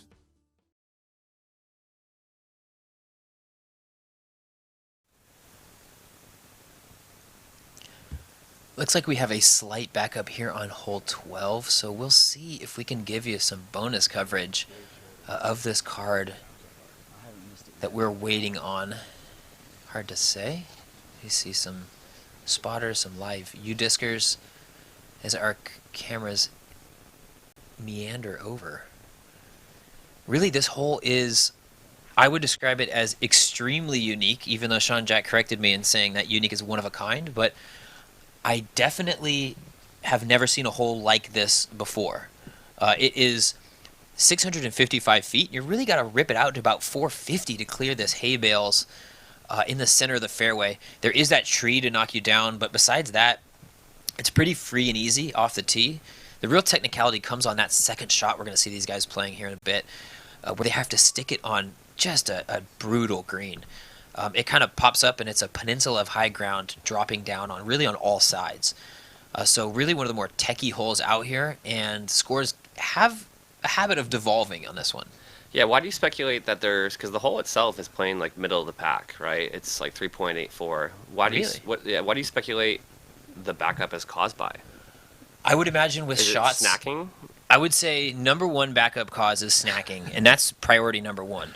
I would say the cause number two is the width of the fairway is quite wide, so you can lose it, especially into those trees on the right. Okay. So any hole that you're going to start looking for discs or having to chop out of trees, right, is that backup factor. You know, a lot of these poor fours that are pretty straightforward and not necessarily throwing in or around nasty forests are going to be a pretty smooth, I think, getting going. But other than that, I think it's just the length, and obviously par 4s are going to generate your backups more so than just your generic birdie or die par 3s. Oh, sure, of course. Yeah, that makes sense. Kyle Webster finished his round at 10, so he's tied for the lead. Okay, so he's right in there. Yep. He's looking. He'll probably be on chase card, right? He'll be on camera. Yes, well, you have to imagine with only 4 guys in at 10, or excuse me, 3 guys in at 10. I just assume Garrett's done with his round. Not even close. No. But with 3 guys in at 10 and a few more at 9, you have to think that there's probably going to be a leader slightly above 10. But that 10 down is probably going to be the cut line. One of those 10 downs is going to get in. Yes. And it's interesting because a lot of these guys have been around for a while because it's on PDGA number. And this is true. After round 1, remember, guys, that the cards are decided by PDGA number, lowest PDGA number. After that, it is the hottest previous round. But right now, we're looking at David Feldberg, who's got a low number. 12,000, yeah. And we've got... Garrett's at 13,000. Oh, here we see Nate Perkins on screen. He's going to throw a nutty tomahawk. It looks like he might have found that OB off the tee, unfortunately. Nate, of course, making headlines lately, taking Big Germ to a playoff in Waco. Obviously, the unfortunate end none of us were looking for, but in fairness, you throw it into a crowd, that's what happens. Yeah, that shot... It might have come back in. We don't know. It looked like it was flexing, and it's a very overstable disc, and probably would have caught the road and skipped in. But he certainly wasn't trying to take it that far wide. And like I say, you can't assume the double play. No. You know, it's hard to say that something that was so far out of bounds was going to guaranteed come back in. Granted, the angle was right, the surface was right. No, he definitely. And the room you was asked there. him. He held on to it too long. Yes, he'll be the first one to say it. Really, not to kind of add on to the frustration for Nate. I don't want to call into memory any bad results, but really more importantly, we've got Team Central Coast's Peter McBride. Note the hat, ladies and gentlemen. Gotta hope that he has a good finish because he's got a lot of promise as a young player. Oh, does kind of air that a little bit. It's funny you say young player. I've been playing with him since I moved to California. I know, and he's still just turned 21. When he was like 3 years old or something. Yeah. Yes, he funny kind of circumstances with Peter, really. He was getting dropped off at disc golf tournaments by his mom at a young age. I believe 14, he started playing Masters Cup, and she would drive him down, drop him off at Day Law, pick him back up after the round ended. Kind of an interesting way to get started in your competitive career, and really the only way to get that good, that young. Right. As Eric Oakley approaches the green, really tough Seems like angle to stick.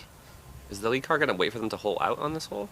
It looks so. I believe that's probably a good decision, especially, or at least get them on the green. Because if you throw that big turnover shot, it does have a habit of leaking right. And if it leaks right, it could miss those trees and go right onto the green. We saw Lewis last year. Or at least just it can make a noise and be distracting. Exactly. The last thing you want is someone clipping a tree right behind him. We see the analytics up here. Circle 2 in regulation, you can really see how these guys are scoring as well as they are. Kevin obviously not able to capitalize on that accuracy like Ricky and Nate have. The scramble percentage is what would be leading to that. My guess is he is at about half the scramble rate as Nate and Ricky. Nate back on the tee, looking for that really powerful straight shot. I wouldn't say a flip up necessarily, but just that net straight into the side of the hill. Mm-hmm. And I think he has this reputation for not being a quote-unquote big arm. Oh, give me a break. He rips. He throws well over 5 when he needs to. Yeah, I mean, he's got top-tier power. He's 1035 for a reason, and that is... And his roller is ridiculous. Beautiful. Yeah, that's just absolutely perfect. That's the premier landing zone. You're going to be playing just to the right. My guess is with a soft dart upshot from Nate. That's such an interesting part of his game. Darts? Yeah. I know. Isn't it unique? I mean, it's like Macbeth with the Nova, right? It's like nobody uses that except for him.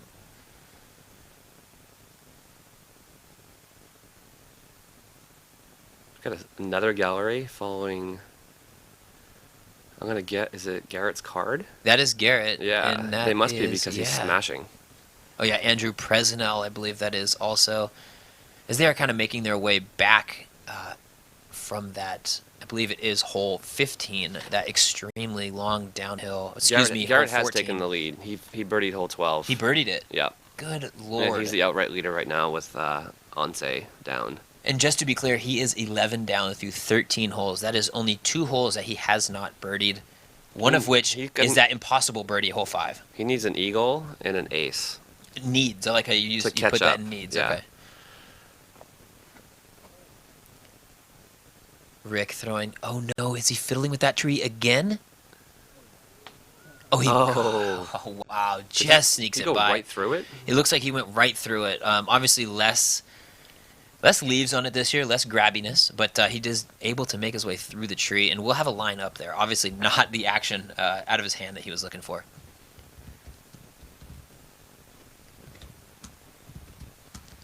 Seppo going with a more lofty line, turning it over into the sky somewhere. Oh, there it is, and it's pretty premier landing zone. I mean, as long as you're across this little valley and you've got a straight shot up to the bucket, 100 feet, 200 feet, it's a very similar approach.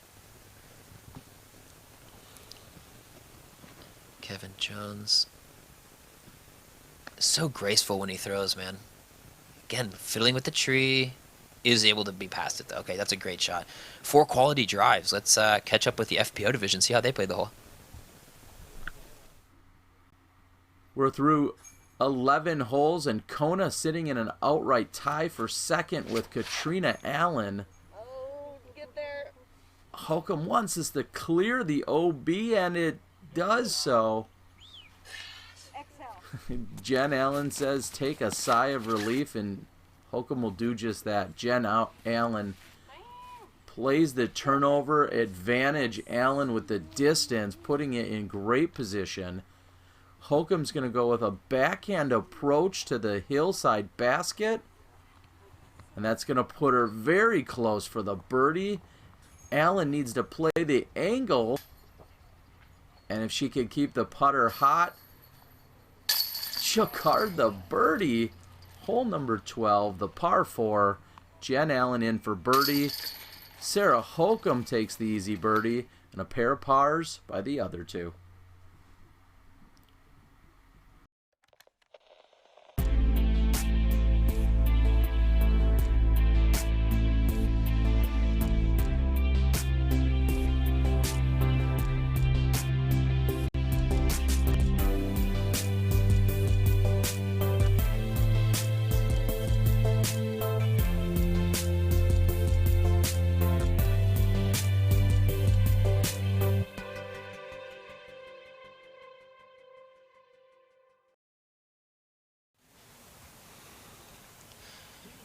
As our lead card approaches their drives, Nate gives the thumbs up.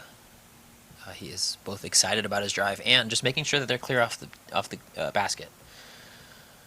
We see Paige Pierce in that FPO coverage really asserting her dominance on the field. Yeah. 7 down through 12 holes at this point. Just she absolutely was already cooking. the odds-on favorite, and now she's just just proving it again. Like, what are the odds? 21 to 20 or something like that?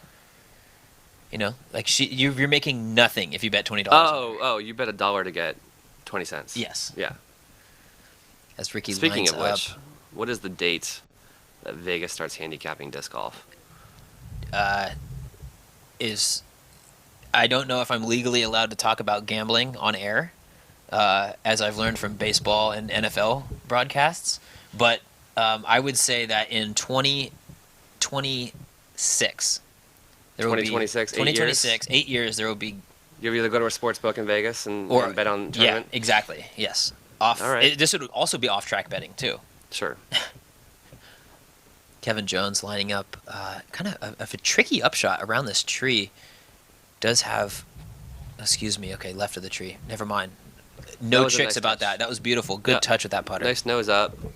Went to the disc flat, so it didn't really have any action on the ground. Mm-hmm. Really important to avoid that hyzer angle when you're approaching a slope like this. Oh, see, Nate reduced to the mortar for the sidearm on his approach. Looks like he is a little bit pinched off on that right side. Now, this is the angle you don't want when you're coming into the green. But that was well played. That was very well played. He played it kind of high and wide, knowing that it's going to cut roll to the basket. Yeah, that's high-level disc golf. That's right disc there. golf IQ, absolutely. Yeah, for sure. Seppo lining up the mid-range or putter approach. No reason to get froggy. Good touch as well. Really, you're seeing this hole play a lot easier than I assumed it would. I mean, you did tell me it played under. Did you say it played under par? Yeah, a little bit under par. So that is .2. That's shocking. I would not have expected that because this hole out there, And a third of the field is birdieing it, but we're going to see 4 of them, I believe, right now. or should at least. Yeah. But this hole is treacherous. This has more variables to navigate than basically any of the holes out here. And looking at the leaderboard, we've got James Conrad and Eagle now making out a new lead card. Oh yeah, I see that. Yeah, It would be Girthy, McMahon, Eagle, and was that Feldberg down there? Who was that other 10? I believe it's Feldberg. Okay. And Feldberg's, I think, the lowest PDGA. But one of these guys is going to come in with double digits. Yeah, absolutely. These guys are well on pace for that already. I bet Ricky's going to bang this. Nope. All right, that All right. dollar I owed you earlier is back we're square. in my pockets. That's pretty safe putt for him, just outside the circle. Yeah, Kevin Jones, you have to imagine, is going to put this down, looking to increase that 4 to a 5 down. And I know he can score well out here. So, oh my goodness, That Kevin is the way he does miss his putts. is low and straight into the basket. Well, he putts nose down. Yeah, right? this is true. And a lot of his putts that go in are just crawling over the top. Yep. And when he does miss, it's typically right on the cage. That is not a putt that he is He looking needed to that. miss. He 'cause absolutely needed he's that. only one down through the last 5 holes. Yeah, he's lost a lot of that momentum he was building early. And when you have guys like Sexton and Wysocki just really putting a solid round down, it can get in your head a little bit that people are catching up. People are making ground, you're losing. Clean, Nate's never still a doubt. 100% inside the circle. I mean, It's really Nate's shocking. 9 through 12. It's shocking when you 75% of the birdies. when you make putts, you score well. It turns out that's the good part. That's how you play good. Seppo making good on his birdie, moving to 3 down. Yeah, the object of disc golf is to play as little as possible. Yeah, I know. I've always loved that. We'll see if these guys can play as little as possible on hole 13 after this break.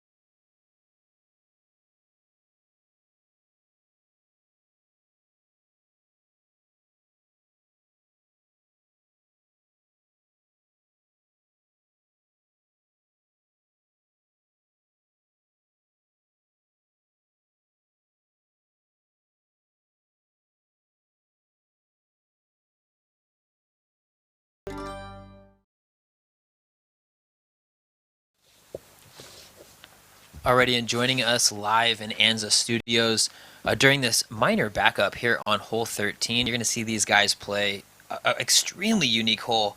Really, it's a corkscrew pattern. You got to throw 350 feet basically straight uphill on a hyzer angle with that low ceiling. So definitely one of the nastier holes out here. We're seeing a lot of pars and not very many birdies. I believe it's 6% birdied. Something like that. And about 6% bogeyed. So really it's your classic 3-hole. Yeah, not much differentiation on the hole. The challenge of the hole is that you obviously have to throw uphill, but you can't throw too high. Yes. Which is kind of a paradox, Absolutely, and especially for these lefties out here, really not a lot of options. You have that gap just left of the tee, so you're kind of throwing perpendicular to the tee and really biting it off that way, but it is just a nightmare to get off the tee going that way. Alternatively, maybe a backhand roller or something of the likes. anything that plays, really just get your 3 in this hole and walk away. Sure, and it's averaging like 2.96. Yes, kind of pretty much right on 3. You'd like to see a little bit more variance as far as a professional disc golf hole, but it's hard to say it's a bad hole. It's definitely a professional get. These guys clearing off the pin now, and we are going to get started here in just a couple seconds. We have hit the portion of the round where that 30-minute buffer that we give this lead card here unfortunately has run out, and we've caught the group ahead of us, so it is going to be a little bit slower paced as those first 12 holes were. So Nate is throwing that, not sucker's gap, but the more untraditional gap. Really trying to get the disc elevated more so than. And he's in the typical landing zone for both shots. Exactly. He's looking at a 50-foot uphill putt. Yep. Really just biting off the elevation rather than the distance out around that right side. Right.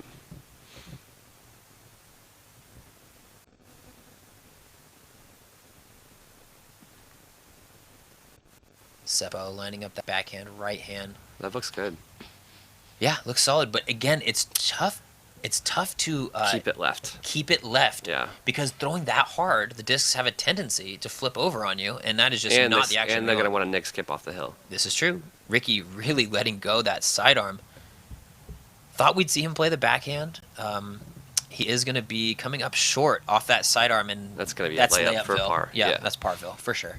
Let's see what Kevin can do here. I'd like to see him throw the other gap, though. It looks to me like he's got the juice. Oh, no, here we go. Okay, good. Yeah. I thought he was lining up the kind of kooky gap, but he definitely has the juice, again, leaving it a little bit straighter than he'd like. Yeah.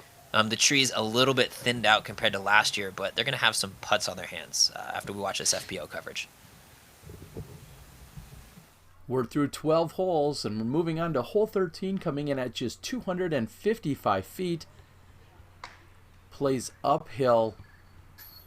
Sarah Holcomb going with the backhand, putting it well inside the circle. She'll be looking at a birdie putt from right there. Jessica Weiss gets a few skips. She's going to be short of circle one. She'll have a long look at it and doesn't connect, and you got to be careful on this hillside. It could roll past Jen Allen's uphill putt for birdie off the mark. Just inside of that, Kona Panis' putt off the mark. Jessica Weiss can't catch a break, and the putter's not working today. Jessica taps in. She'll take the lone bogey. Holcomb with the birdie.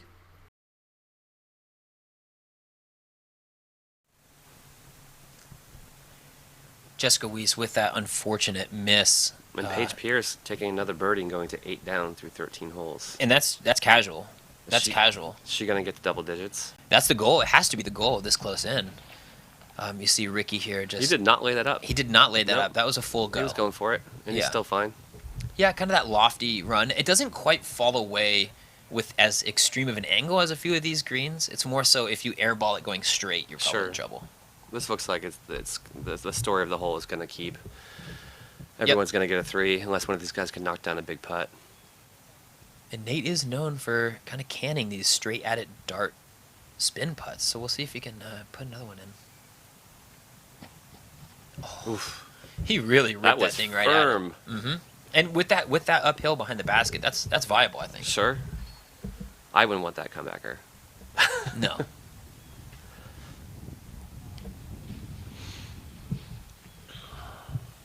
So both Seppo and Kevin kind of looking for their disc, looking for their line. Not a lot of options. No, they're not far. That's the thing, right? Yeah, kind of the technicality obviously comes from the thicket of trees they're trying to throw through. Mm-hmm. Moving stuff to get out of his lie. Kind of something that newer players, I don't think, consider a lot is that you can move. If something is in your lie, you can move it. Yeah, as long as it's through it. As long as dead it and is down on the ground. Exactly. The Tiger Woods rule, kind of, where he had like 15 guys from the crowd lift a giant boulder. Yeah. Yep. Yeah. And I've always wondered, like, if you were Superman, right? Could you just move like trees and logs? Stuff? Yeah, no, for sure. Yeah, it's down. It's down on the ground. Yeah. Or Arnold boulders. Schwarzenegger from Commando. Just throw it up on his shoulder.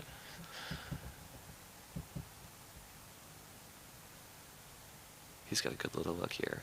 Yeah. He can see he's focused. He needs this putt here.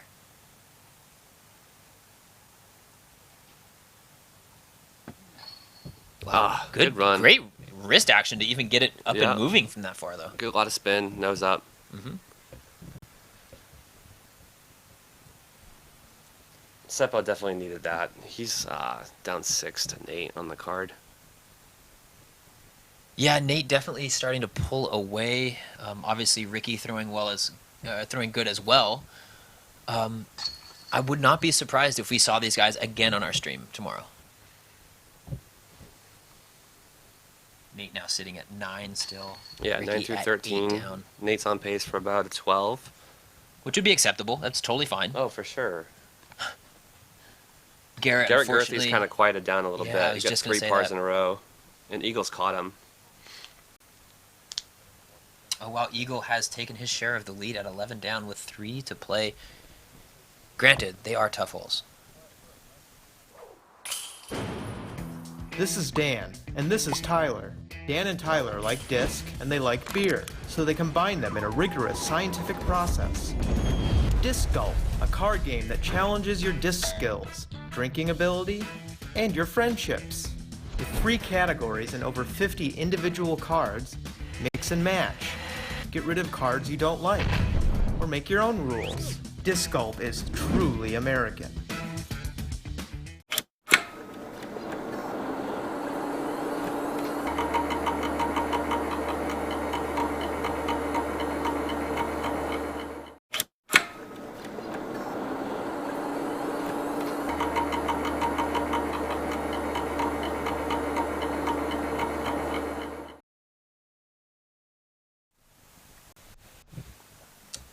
And now stepping up to the tee of 14, what might be the most visually stunning hole on this course. 520 feet downhill, really all bottlenecks into the green. There is hay bale OB in the front of the fairway. You know, it really takes a booted shot to get over there. Sure. Really, you're trying to, with all this room to work, net a straight shot. If you need to put a little ante on it, that's fine. If you can throw that flip-up power straight shot that Kevin's known for, that also plays. We saw Simon last year really just lean into one and put it about 15 feet for the tap-in, or relative tap-in, too. The one thing to consider down by this green, not only all the trees and shrubbery guarding it, but that elevated basket on top of that stump definitely plays into these putts. Yeah, and the hole is playing the 3rd hardest. A quarter stroke over par for this talented field. Wow, okay. That's serious. 3.25. I can see that. I mean, there is OB before the pin. Obviously, it is, substantially before the pin, but there's OB there. If you get off on that left or right side, you're in a pretty nasty thicket of trees that you're trying to fight out of. The quarter of this field is bogeying this hole. And this is going to be one of the holes that when you get to play it, you throw like your whole bag. Yeah, exactly. And then you're back. Exactly. Yes, just wheel it down there. It's kind of like that. You want to throw like a forehand roller, a backhand roller, air shot, minimum, shot. Minimum. Yeah. These guys getting ready to throw here. Have to imagine that he's going to go destroyer. Would imagine the backhand, as it does play best with this kind of keyhole that you're trying to navigate down there by the pin. Does he indicate anything with the amount of flips he has for forehand and backhand? I think it's an odd even scenario. Is it really? It is, yeah. So, and then you don't even want to know what happens on prime numbers. Giving it a lot of air on that left side. Definitely playing it safe of that OB. Unfortunately, looks a little too safe. That is... Okay, well, it's short enough. It's not pinched. Yeah. He can pitch up probably that hyzer around into the gap. That was extraordinarily safe. That was very safe. Seppo Paju. But he's got a good score going. Yeah, it's hard to ask to get aggressive He's on the 9 hardest down. hole in the course. And then you can shred the last 4. You can be 5 down if you're Will Schustrick. This is true, especially on that par 5. This is aggressive. That is exactly the shot that you want. That looks to be perfect. Now, it did get a little sneaky past the basket, so he's going to have a comebacker. But it is hard to ask for anything more than that. Perfect. You saw that left to right kind of bend on that ante. But not too wide. I mean... Exactly. The S-curve on that was pretty tight. Ricky going way left to right. Yeah, attempting that same thing, though. Really drawing it back well. Unfortunately, not quite enough draw. Ooh. He poked out. He for a did putt. poke out. He might have some static in his vision there, but he's got an opportunity for a deuce. Interested to see how Kevin attacks this if he just throws right at it. I think it's just going to be flip up straight at it. I have to imagine. Yep. Yep. Perfect. He Oh, no, rolled- he no, burned no, it. no. Well, he did avoid the OB, though, and Yeah. he, while not really having an opportunity for two, should have a short enough upshot that navigating those trees shouldn't be too big of a deal. We're through 13 holes. Kona Panis sits at 4 under par. Sarah Holcomb just 1 off the pace. And time to air it out. Hole 14, 520 feet, par 4. You've got to clear the water or lay up short of it. Jen Allen says, I'm going over with no problem. Much lower. Kona Panis. Great line, but short. Doesn't clear it. She's going to be playing with a penalty. This is her 3rd shot. She's trying to maintain, sitting 4 under par, coming into the hole. She's short of the pin. Jennifer Allen off on the left side, finds trouble on the right. Meanwhile, Sarah Holcomb makes a good putt. She saves the par. Kona saves the par as well with the penalty stroke. We're moving on to hole 15.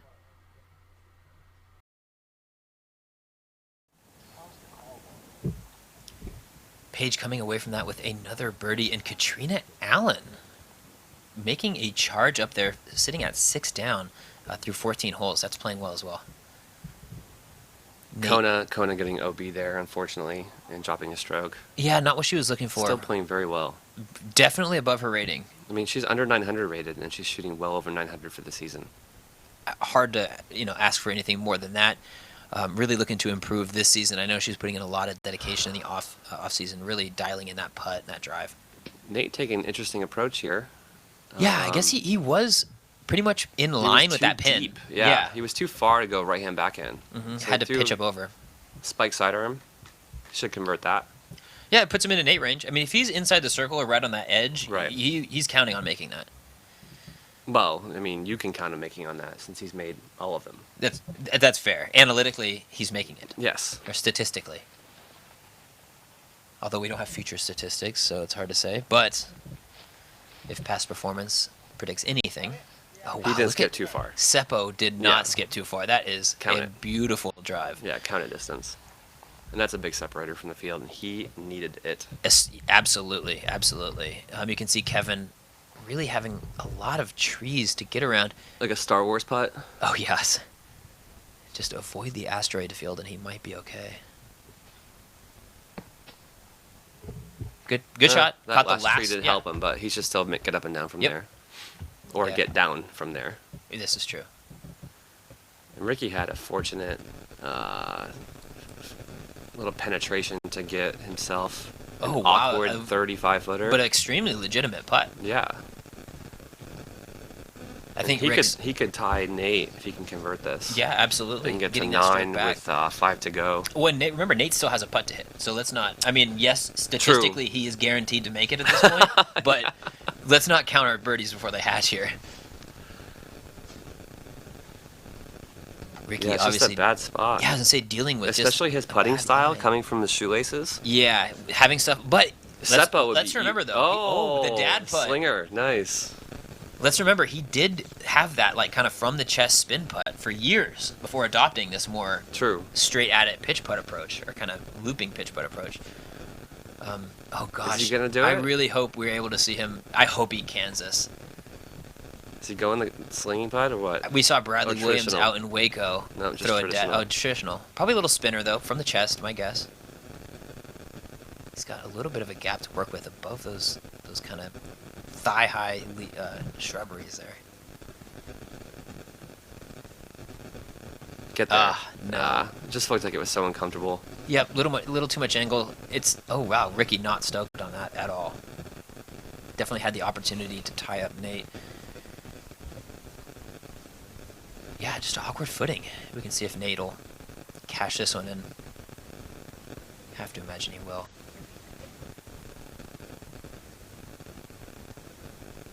See, and you saw 8 flips there, so we do know he's putting backhand.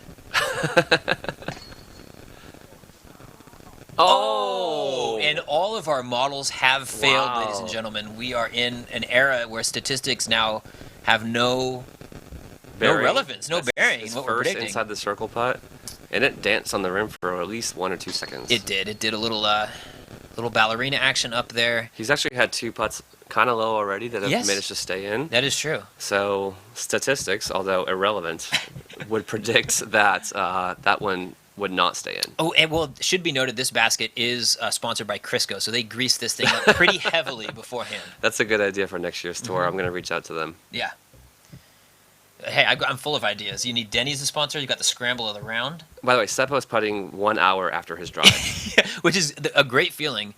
Not so much to putt cold, but Nice. Good wow, conversion. tapping in a 2 on there is strokes on folks, Yep. as the man, the legend, Mr. Ian Anderson would say. So these guys finishing up on hole 14, a bit of a spray chart with a 2, 3, and a 4 being carded. We'll catch up to you guys on 15.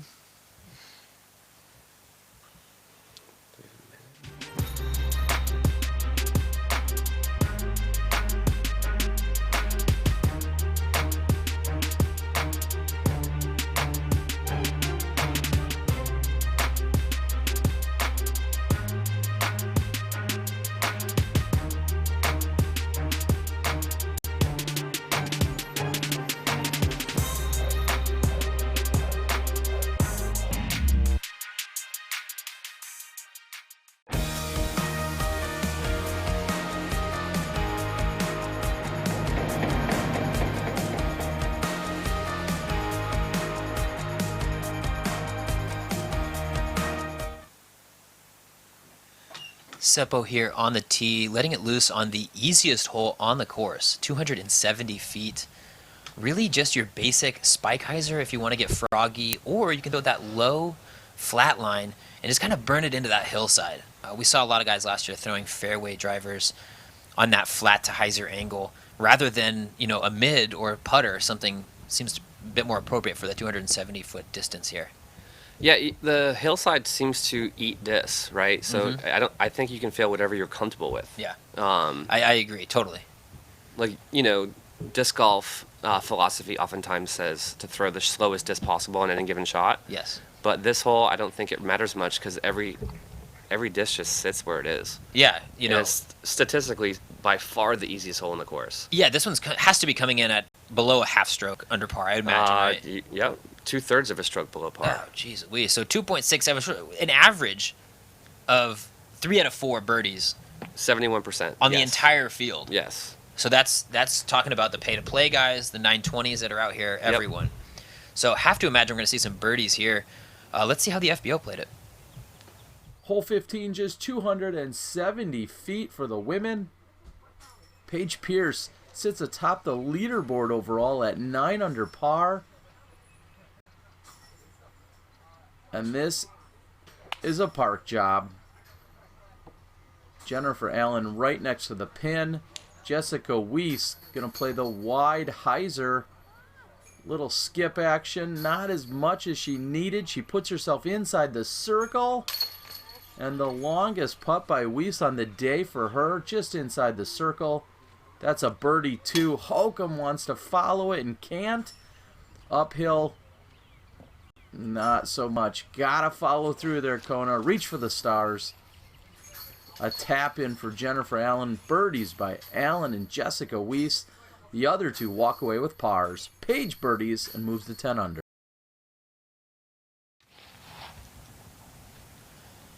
Seppo with the longer putt than he'd like, I'm sure, on this short hole. Has really been struggling to find that stroke. Good to see the fans voting him on this card. Unfortunately, not able to capitalize on that feature card presence, and really shoot his game.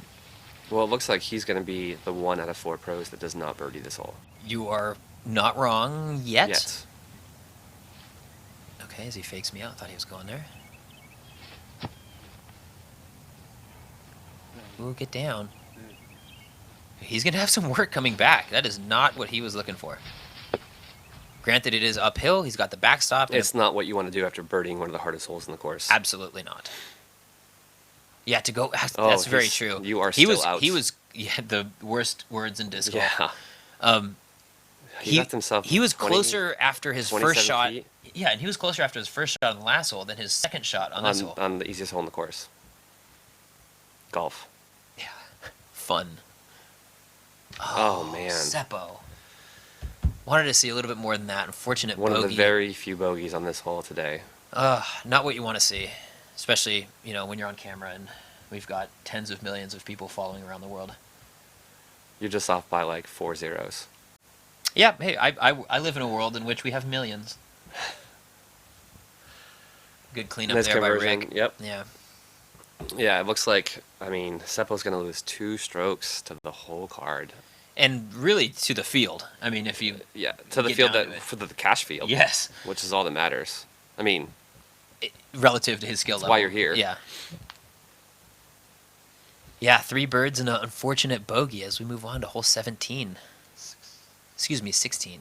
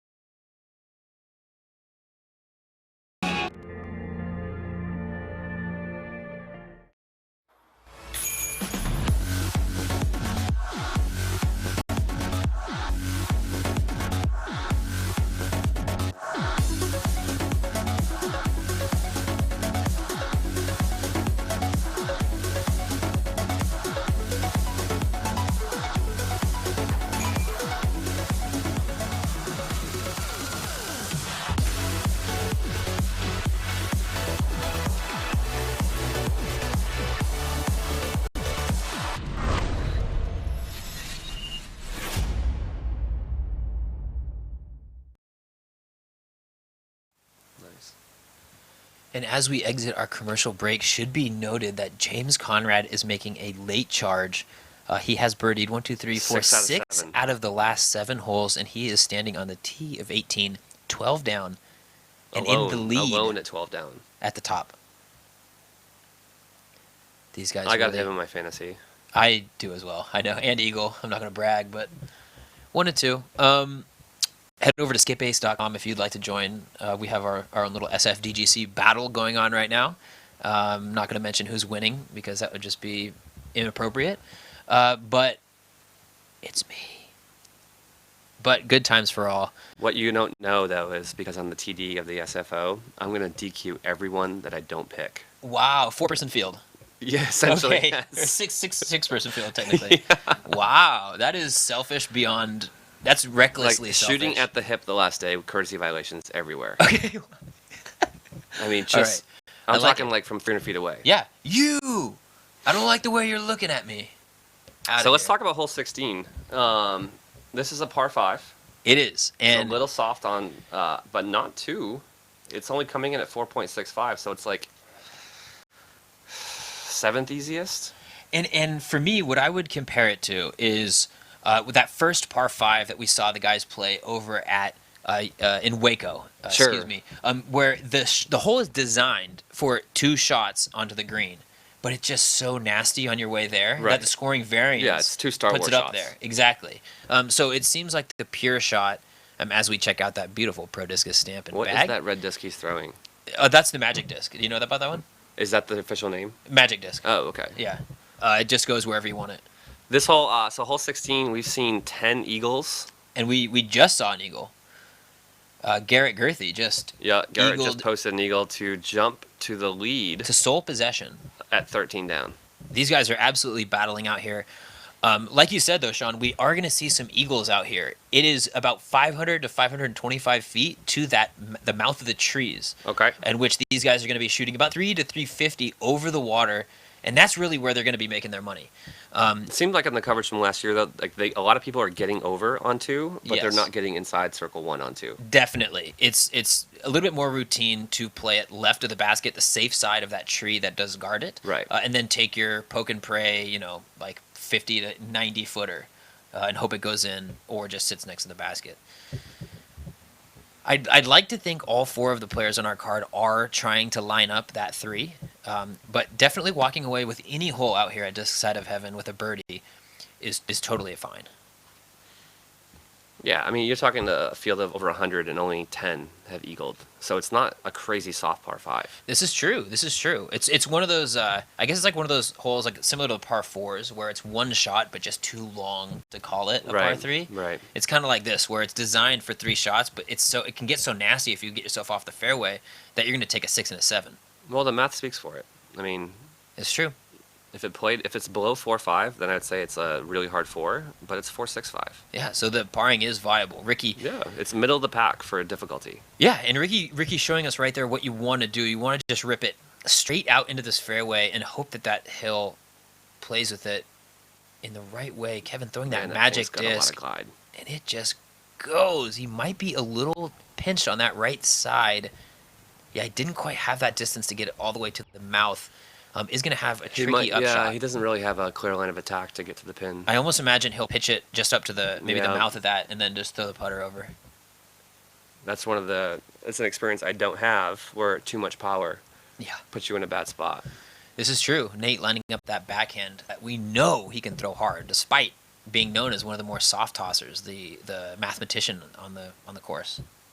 I think it's only because he's so capable of throwing every shot. Like, he's got top 5 forehand. Yep. Top 5, maybe not top 5 backhand, and then top 5 roller. Exactly. Top 5 putter. Exactly. He's got all phases of the game really dialed. And I think part of why he gets that rap is early on in his career, he definitely did rely on that sidearm heavily. And it took him till he really transitioned up into that upper tier of players to develop that power backhand. So he can keep up with the Paul McBeths, the Rickies, the Feldbergs back in that era. There's our drives right there. These guys 2 in position to score. Let's see if the FPO division can do any better. Hole 16, a 520-foot par 4. Jennifer Allen wants to keep it short because you play over the water on the second shot. 520 feet. That's a mid-range. Kona unsure. She gets a little help from the tree. This is her second shot. She goes up to the driver. She's going to go over the water, clearing it easily so far away. It's out of focus. Kona past the basket. And the savior from the pond retrieves the disc. As you see a moment ago, Jen Allen's next to the basket on her second shot. Kona makes a good putt for birdie 3. Jen has a tap in for birdie 3, making it look easy. Jessica Wee struggles from short distance and takes a 6.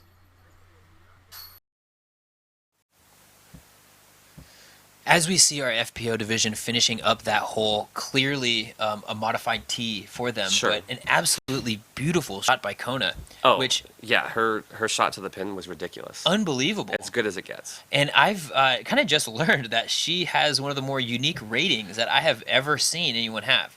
Obviously rated in the high 800s right now, but originally when she started back in 2005. 2006. Late 2006. I'm sure she was a small child. She debuted at 244. And then when she came back to the sport in 2011, 728. So almost, is it the greatest leap in disc golf history? It has to be the greatest. Basically 500 points. Yes. I mean, that essentially is 50 strokes around. Yeah, exactly. Yes. Casual. 50 strokes around improvement. Yeah, because once you're over 700, you can play the sport, right? Yeah, well, I want to know what a 200 rated round looks like. Is there any holing out? It's a child. Is there any holing out? It's just all just playing. It might have been all the courtesy violations she got. Oh, wow. She was known as a rough and tumble child. I remember this. Nate Sexton there kind of laying up, putting himself into position to cross that gap. You can see this tree really wreaking havoc with these guys' lines to the basket. So this tree, the design is great in that this tree swallows the typical 430 to 450 backhand. Sure. Is he going to go for this here? It looks like he might play this pretty he's- ill-advised flex sidearm. And he hasn't thrown many sidearms today. Well, we'll see. I've definitely talked myself into crazier shots. Well, and he's in a position where he needs it. Yeah, wow. Which that's also how you can take yourself out. That is absolutely Very smooth. safe. He's 15 feet outside the circle. Yeah, that was a great shot. That was a great shot. So he's got a long eagle look, guarantee birdie except for a roll away. Exactly, or like a Simon scenario from last year where it's like 5 air balls in a row. And Ricky in the absolute ideal spot. Yep. Yeah, he's pretty basically much wide open with that gate. Yeah, again, opting for that sidearm, really wants that flex angle on it with this felon.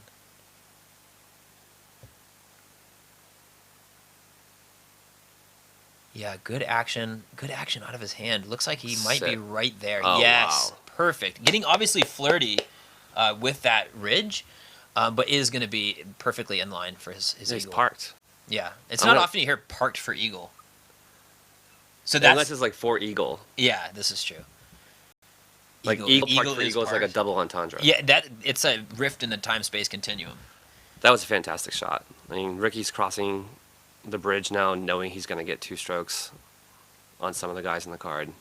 Yeah, absolutely. I mean, Kevin is pinched right here. Like we said earlier, I have to imagine he's just going to lay up. Ricky's going to bump up to 11 down quickly and take his seat on the lead card if he can stay there. I would absolutely love to see Ricky on the lead card. An absolute Speaking of pleasure, eagle, yes. Eagle just stumbled on 17. Did he? And bogeyed. Ooh, took a bogey on 17, which is definitely not an easy hole. 660 feet, really technical up and down, off the tee. Not surprising to see a bogey there, but definitely surprising to see eagle bogey there after he's playing so hot so far this round. God, wow, Kevin, he's going for it? He is the most aggressive player in the world, man. and that's good old-fashioned first year hitting the tour hard, I think, because that was just a bit ill-advised. And granted, this is coming from a mid-900s rated player. I don't think that was the right choice. No, and it's not like he's playing poorly. He's 5 down. He hasn't played himself out of it, certainly. Not at all. With this. And now he's going to take at least a bogey. As Nate kind of lines up this shot, Nate played really the approach that I think Kevin should have, and I think Kevin can learn a lot from that going forward. Yeah, he could have still birdied. Yeah, although that is not a great upshot. Very, very wide. He's not. I mean, just inside circle 2. Yeah, and these guys still have to make their way across after the drop zone shot. Obviously, we're going to take a little break, and then we can get to the action after that. Let's see first if Kevin can make do a little low, but that's the way he likes to throw. Oh, that's perfect. Pinned. So we'll take a break for a bit and get back on this green. If he puts this anywhere safe, we can call it Ricky!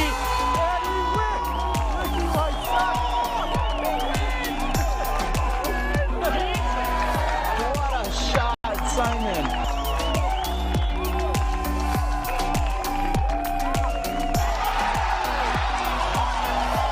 Are you kidding me?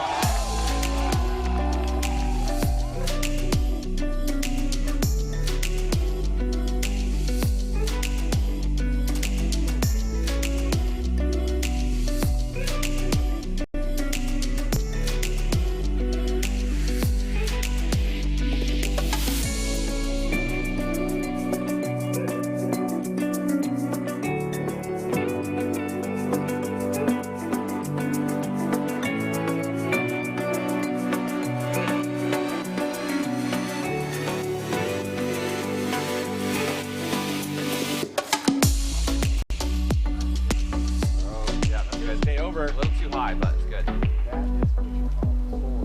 That's a bomb. Yeah, that's get in the really hole. good. Get in the hole.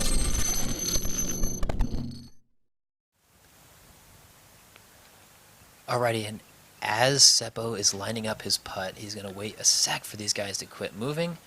But big shout out to Team SFO. And guys, go out and check throwsfo.com. We are bringing a brand new event to the sport of disc golf and to the Bay Area as a whole. We'd love as much participation as possible from all you folks out there. Oh, wow, that looked perfect. Yeah, he needed it. I mean, he's got a drop in bird, right? Yeah, tough life. But only 3 down. He could have gone to 5, which is a big difference. And then, pick up 1 more, get to 6 downs, respectable. Absolutely. Sitting at 5, 6, 7 down, you certainly have not played yourself out of it. But unfortunately, him at, 3? Yeah. Yeah, he's not really going to be in contention after this round, is my guess. Oh, Nathan. Nate, 2 holes back to back where he did not. And that was his putt for 4. No, I know. Should be noted. Right. Well, he pitched on 2, which was the right decision, and his 3rd shot was just leaked left. Unsexton-like. This is true. Very not sexy. And then you got Ricky dropping in. The casual getting eagle. 2 strokes on Nate. 3 strokes in 2 holes. That's going to bring him, to 11 down, I believe? Yep. And he is going to be moving into that 2nd place action, maybe a tie for 3rd, but he is firmly in position to make this lead card going into the 2nd round. Really, it's in his hands. Yeah, and it's looking like those 10 downs are not going to make the lead card. Okay, yeah, we've got some hot scores coming in. None of them. We're looking at 13 down from Double G, James Conrad sitting at 12, Eric Oakley shooting hot, coming in at 11 down.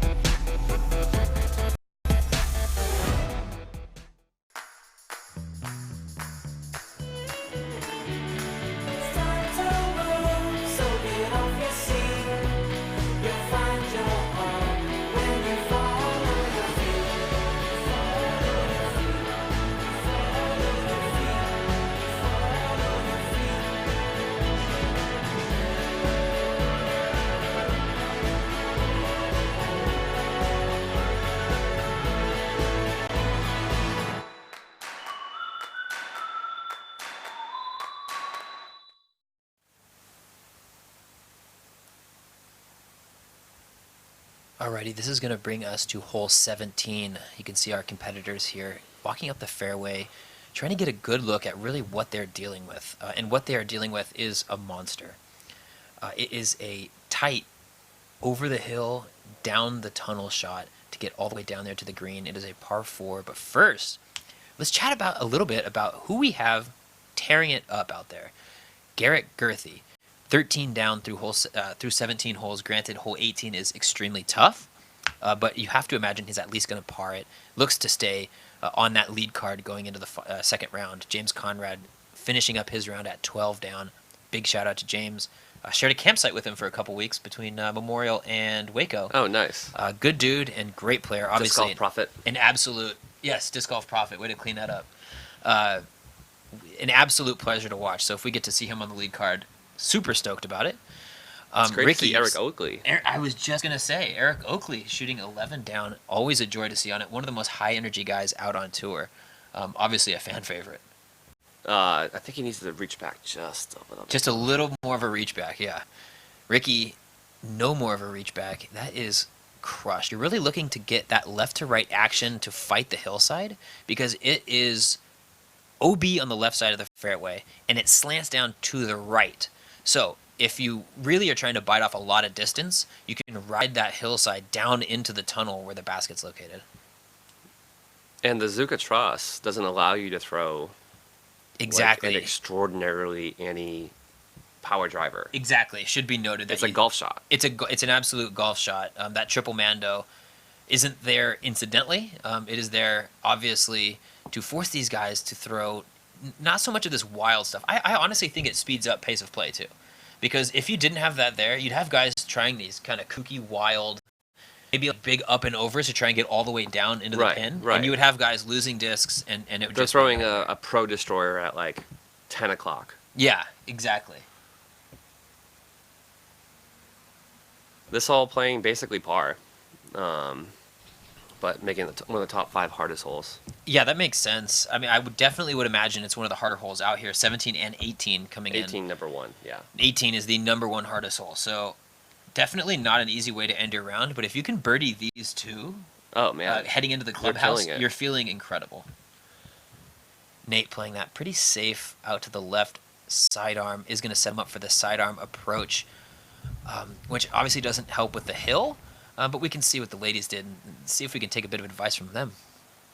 530 feet for hole number 17. Kona Panis sitting in second place overall. Oh, Jesus, you better run hard. Hurry. Jennifer Allen wants it to hurry and stay out of trouble. Kona Panis is going to keep it low, but not enough turn. It's pushing the OB and finds it. Jen Allen just outside 250 feet to the pin, but says that one's too stable. She's got a left side putt. And Kona Panis stands still from up against the barbed wire, puts it within 15 feet. Jen's got a layup, except it doesn't do that. She lets it roll down past. She can make the comebacker, and instead walks away with the bogey. Sarah Holcomb up and down, takes the birdie. And Kona, after going OB, takes the par. She's working hard.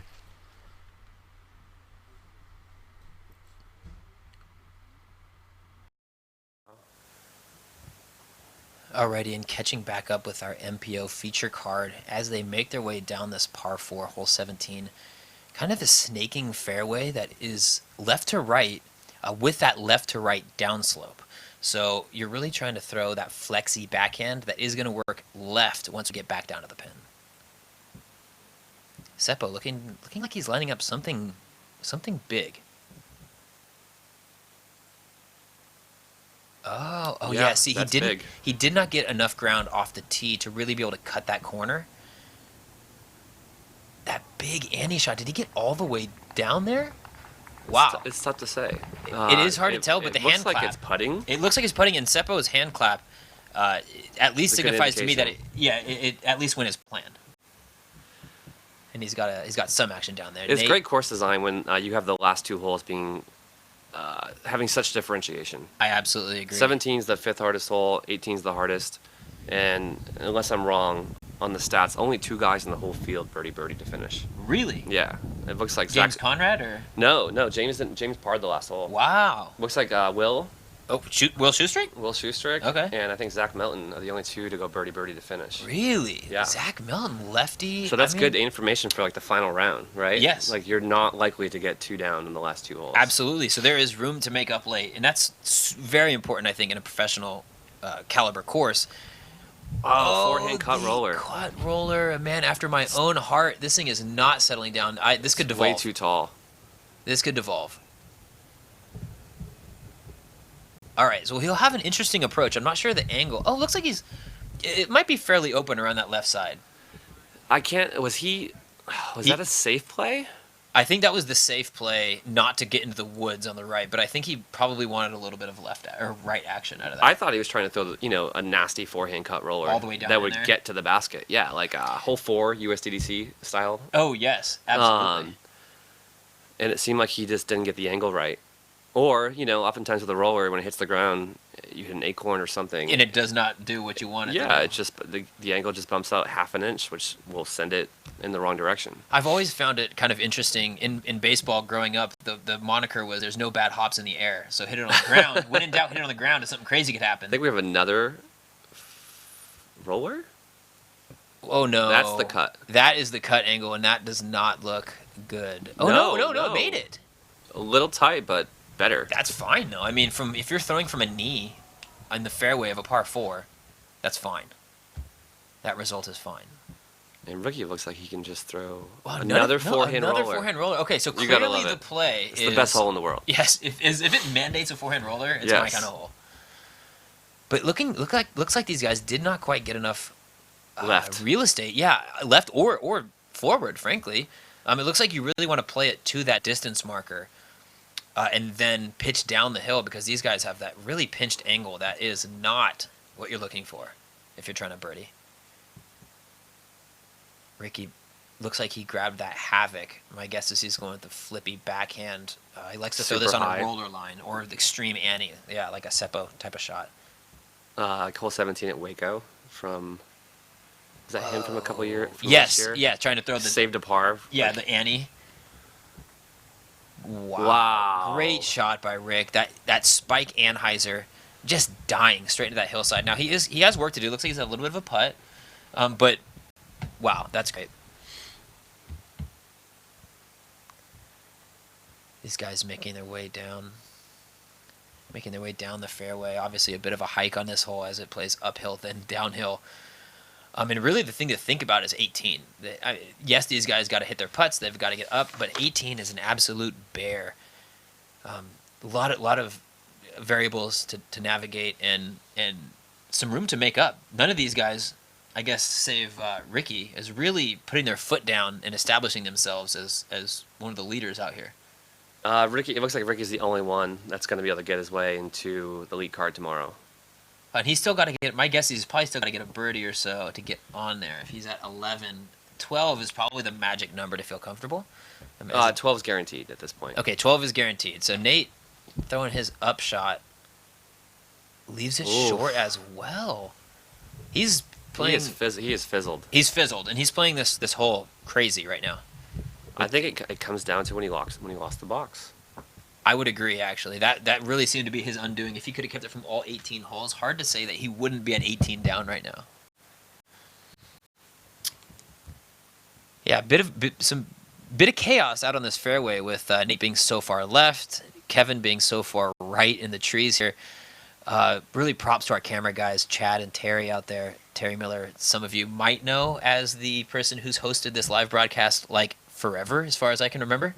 As far as since I've been playing. But he is out there graciously shooting A-cam so that we can bring really a new wave of coverage to you guys. I think the booth is really the way of the future as far as disc golf broadcast. It would be nice to have it on site, obviously. Sure, a booth on site with some visibility of some shots. Yes, but this obviously is the alternative that we're working with now. So big shouts out to the Smashbox team working under the Disc Golf Pro Tour banner, really bringing it this year.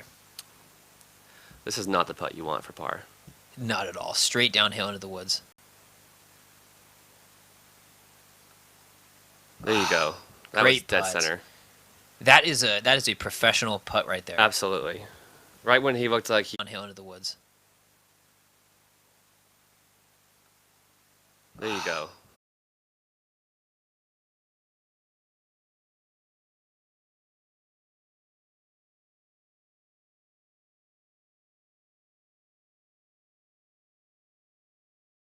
Ricky play. It's been a bit squirrely coming out of his hand. Seppo here lining up the really kooky birdie putt, I believe, after that shot. Yeah, sitting at 5 down now. After that crazy Annie, definitely did not anticipate him getting a birdie after that. No, not at all. Garrett Gerthy just birdied 18. He's hot round the clubhouse with a 14 down. Wow, 14 down. These guys scraping by to get 11. You see a couple birds, couple pars. Moving on to hole 18, and it is nasty. It's going to be exciting.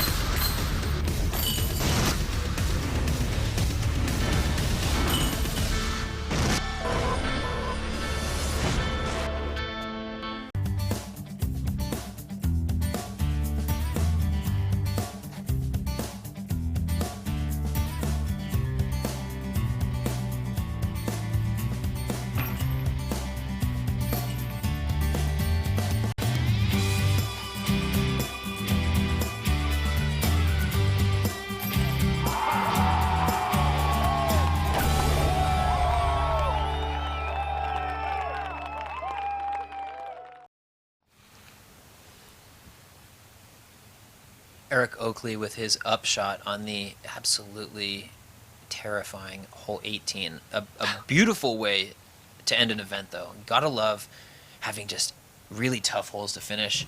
You're not done with your event until you finish this hole. Yeah, you kind of have to. Most great courses, 18 is signature, or 27, Absolutely. like De La. Yes, absolutely. I think Maple Hill. It's like, is there a better ending hole? Yeah, no, I Lots agree. of variants. Especially with the bleachers. OB, the bleachers, the dollars, top of the world, obviously. Yeah. No, absolutely. There's something to be said about really that signature hole being 18. I think a lot of course designers, it's 50-50. Either they want to get you out there easy on 18, or they want to really stick it to you at the end. I just like to see it where there's somewhat of an even distribution of birdie, par, and bogey. Absolutely. Some room to work on the back end of an event. If you need to make up ground, if you need to catch up a few strokes, it's great to have a hole like this that has so much danger that, your first place could drop to third after one hole. Yeah, I mean, barely the majority of the field is getting par on this hole. And then only, looks like 10% are birdieing. Wow. And then about 30% and more are getting bogey or worse. Wow. So this hole actually has the second lowest birdie percentage as opposed to hole 5, or which is obviously going to be lower. That layup kind of par 3. I mean, this is averaging 4.42. I mean, you give it like another 10th, and it's over, a par 5, and then it might be a par 5. Exactly. Interesting to see that the whole play so tough. I mean, a lot of times you'll see them bump up that par, like I feel like they did on that other one. And in Waco, if it's even close to 4-5, they're going to bump it up, call it a par 5. My guess is you could say eagle, and it'll be a little like. If it makes you feel better. Exactly. Or like, fancy. If you have a video clip, somebody eagles this. And it's not because of the OB better. on this hole. It's got 13 OB strokes, which is not crazy. Yeah. It's not like hole 6 that has 34 OB strokes. Absolutely. Well, really, you have two choices off the tee. You can pipe it up the middle through that gap in the trees, or you can take that big wide hyzer that a lot of those big power players are going to be playing. Mm-hmm. The unfortunate thing about that big hyzer is while it's safe to get through the gap, there is that clump of trees right in that landing zone. Right in the landing zone, yeah. That you're trying to avoid. So you could play the safe shot and end up not anywhere where you have an upshot at it, really. Not to mention the Peninsula Green surrounded by OB. Right. Which is super exciting. And I think especially for spectators. Exactly. And I think one great course feature is that hole 18's pin is right next to hole 1's tee. So really the whole property plays you in a big loop. You play the front 9, you kind of loop back around and play the back 9. Let's check out Nate Perkins. Nate Perkins, sitting here on throwing 2, I would imagine, unless something crazy has happened. But he's really looking to get it up that elevation and ride that left to right downslope. And Nate's only 2 down in this round, so he's obviously looking for that dinner to taste a little bit better by finishing the birdie. Absolutely. If you finish with a birdie on a hole like this, it can turn that mediocre round into a smile. Sure.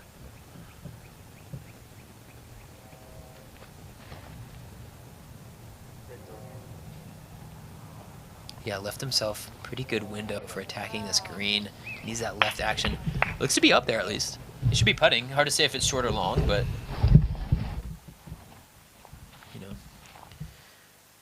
just waiting a bit for our second card, or I guess on day 1, kind of the sub-feature card, whatever you want to call it, to get done playing their round. Hopefully Peter McBride can cash in a birdie to finish his round. Nate Perkins, few strokes there to be had, sitting there at 2 down, not ideal. But I'd like to say great action so far, Sean, on day 1. Yeah, it's been a lot of fun. It would have been really interesting to have Garrett. Exactly, we're shooting that 14 down on camera. But hey, the good news, we get to watch it tomorrow. Yeah. Exactly, play the same track. I love when courses do that. They have the same course being played all 3 or 4 rounds. I really think it gives these players an opportunity to dial it in. As we see, I believe that's Chris Dickerson, rip it up there. Came into with a solid 5th place finish, I believe, last year, 4th or 5th place. Mm-hmm. I'd love to see him tour more. I would too. He's a very exciting golfer. He's got the whole suite, right? Yeah. He's got the backhand, forehand. His rating is in the 1030s, I think. 1035. Yeah, is he top Yes. 6 or yes. so rated and player? It's almost like a scary pick in fantasy because you don't see him playing these big events all that much. Right. And you're really investing Well, a he plays, I 1035 think, rated pick. he plays most of the big events like in the Southeast. Sure. And I'm pretty sure he's doing the New England Northeast Tour this year. Okay. Well, I know he's playing Vibram. Should be stated that isn't he? Sorry, I owe $1. MVP Open. Thank you for that. It should be stated that I believe he's won his last 10 events. I think this is the 10th. Oh, so 9. Okay, this would be to clean Yes, up the 10 I believe in a he's row. got 9 in a row. And this would obviously be, the biggest. The biggest, yes. most difficult so far. Most robust fields. Absolutely. Peter upshotting there with my guess is an EMAC Truth, or could be his defender depending on how far he is. I know he's been liking those discs. He's a new Team DD member. An overall great guy, Peter McBride. We've got a bit of a crowd kind of hanging out by the tee here, so you're going to be with us for a few more seconds or not, and really get a visual of what these guys are looking at. Kudos to this gallery for hanging around on, it's like a cold and not so blustery, but you can see Kevin with his arms crossed. It is chilly out there. It turned out, though, the forecast didn't seem like it rained. Okay. Classic forecast. I didn't see an umbrella pop open. Yep. Which is probably why it didn't rain. Yes, and to be fair. temperature doesn't seem too cold. You got people with long sleeves, but still some with shorts. Yeah. I would say, ideal. Maybe not ideal conditions, but San Francisco ideal. Yeah. Great for a run, I would say. Yes.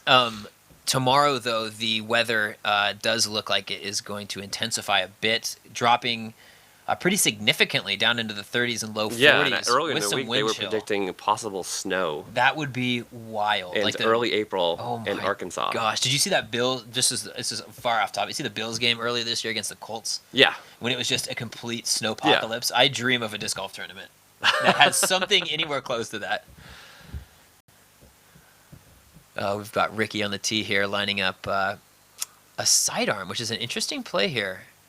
Just really trying to hit the gap and be safe. Flip that over. That's that Biofusion Enforcer I think he likes so much. Is Heisering into... I believe he's short of that nasty little thicket, though.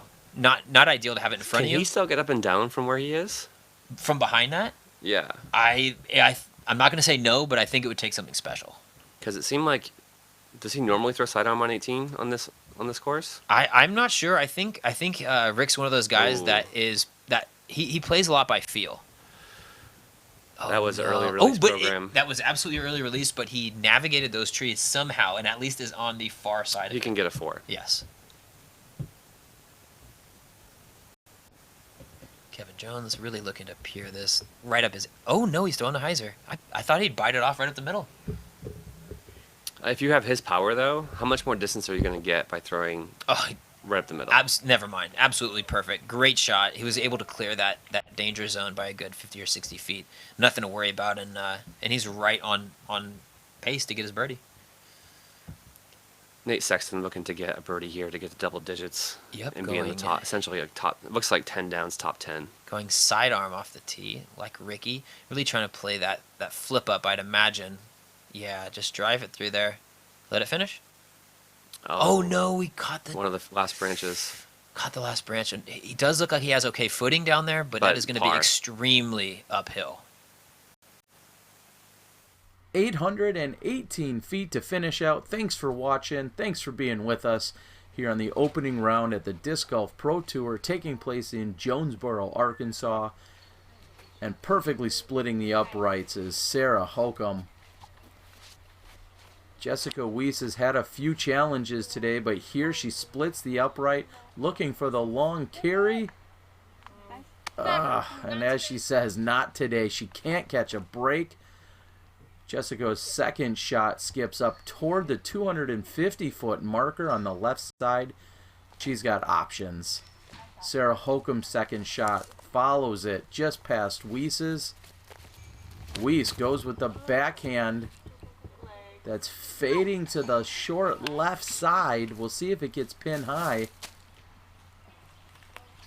And Holcomb's short and right, but a putt for birdie is in. Strong finish for Sarah Holcomb. She birdies the last two. And Jessica Weiss, a little reprieve. Jessica Weiss finishing at a 67. Hannah struggles to finish. Seppo really just trying to put himself back into position to approach this green. Oh, barely misses those trees. He's in prime real estate for his 4. Yeah, he's pretty easy up and down for him. The best he could probably do, he kind of got lucky with that drive. Yeah, luckily to filter through the trees. And Nate it looks Sexton, like he's going to walk away with a 5 down for the day. which is, Respectable. Fine. He didn't play himself out of it, but he certainly did not I'm going to guess score on that's the level. Looks like the SSA might be around a 5 down. Yeah, okay, Right? I can see that. I'm going to guess maybe it's going to be 1,000 and change. Yeah, I think you're probably about The right. 14 down's probably a 1070.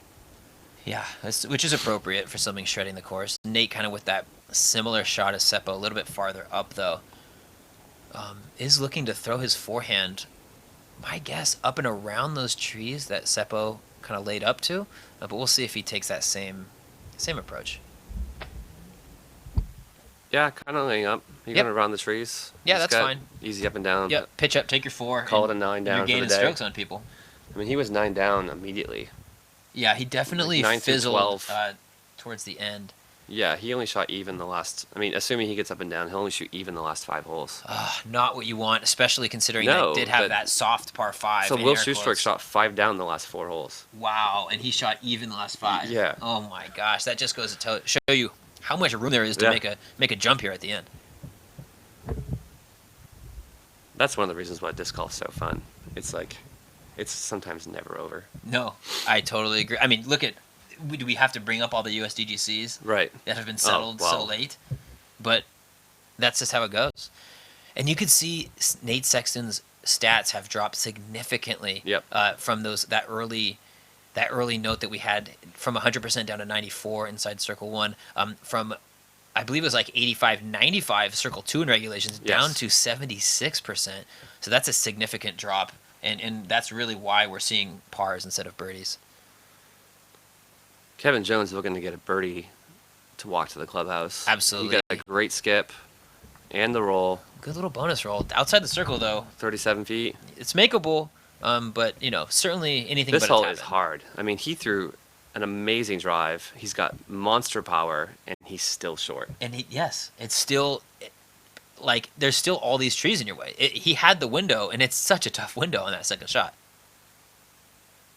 I mean, it's the kind of hole where if you're not, it's a 4-digit separator and maybe then some. Absolutely. I think, pars, if you're taking a 3 in here, you're playing 10, 20, 10, 25 golf. Seppo really looking to dial one in from longer range than he'd like for his approach. Needs that to nestle. And it does. Small tester, but... Yeah, definitely with a routine. gallery in front of you, you're never comfortable, but... No, there's something to be said about the last hole of a tournament or a tournament round where there's absolutely zero stress to make whatever your score is, whether Absolutely. it's birdie, par, or bogey. Nothing better than a drop in at the end. No, but it's also the opposite of that, though, making the 35-footer. Oh man, in front of a crowd, giving the people something to cheer about. You getting those big crowds last year in AM2, Corey? Yes, the Masters Cup, AM2 Masters Cup crowd. There was several people sitting down by the pin. It was pretty wild. Ricky just upping there down to about 6 feet. That's just what you're talking about. Pretty much that casual tap in. Nate's probably going to be about the same. Yep, you have to imagine that dart is going to nestle right down next to it. He's been so accurate with it for years now. Good wrist action, man. It really gets it spinning. And neg and perfect, yeah. So Kevin really the only one with the opportunity to 3 this, and it would be And an objectionably extremely... the biggest arm on the course. Yes. I mean, the biggest arm in the group. Certainly. Hopefully his raw power will kind of pay dividends right here as he threw it hard and on the correct line, 2 throws in a row. Love to see Kevin convert this. You love to see it. I mean, look at we've got a fair gallery for a yeah. first round Friday afternoon. Chilly And local. and local. That's true. It can't Come really on. be overstated enough. Do it. Yes. He likes it. Good stuff. That was great. That was He putts firm. firm. Yep. Wow. That He's was putting committed. Through the basket. He would not be good in a Mach 0. No. The classic chainless. Yeah. Yeah.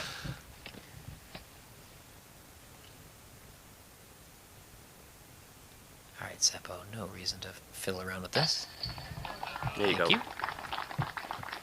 All right, and that looks like it's going to do it with Seppo coming in at 5 down.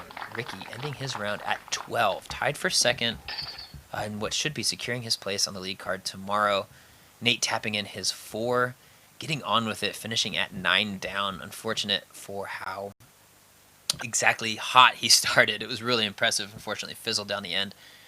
Yeah, we can confirm the lead card now. They have 2 strokes in the field at least. Wow. Okay, so yeah, really Garrett putting a foot Gerthy with a 14. I mean, that's a great debut. And then 3 12s with Ricky, Eagle, and James. That's a really exciting card to watch tomorrow. I'm super stoked. Yeah, that is actually going to be a blast. I know we've been seeing a lot of Ricky in years past, or in the past few years. But James Conrad, relative newcomer to the scene. Sure. Eagle, the absolute young gun who's already won an event and been close to winning a couple more. And Garrett Gerthy back on the scene.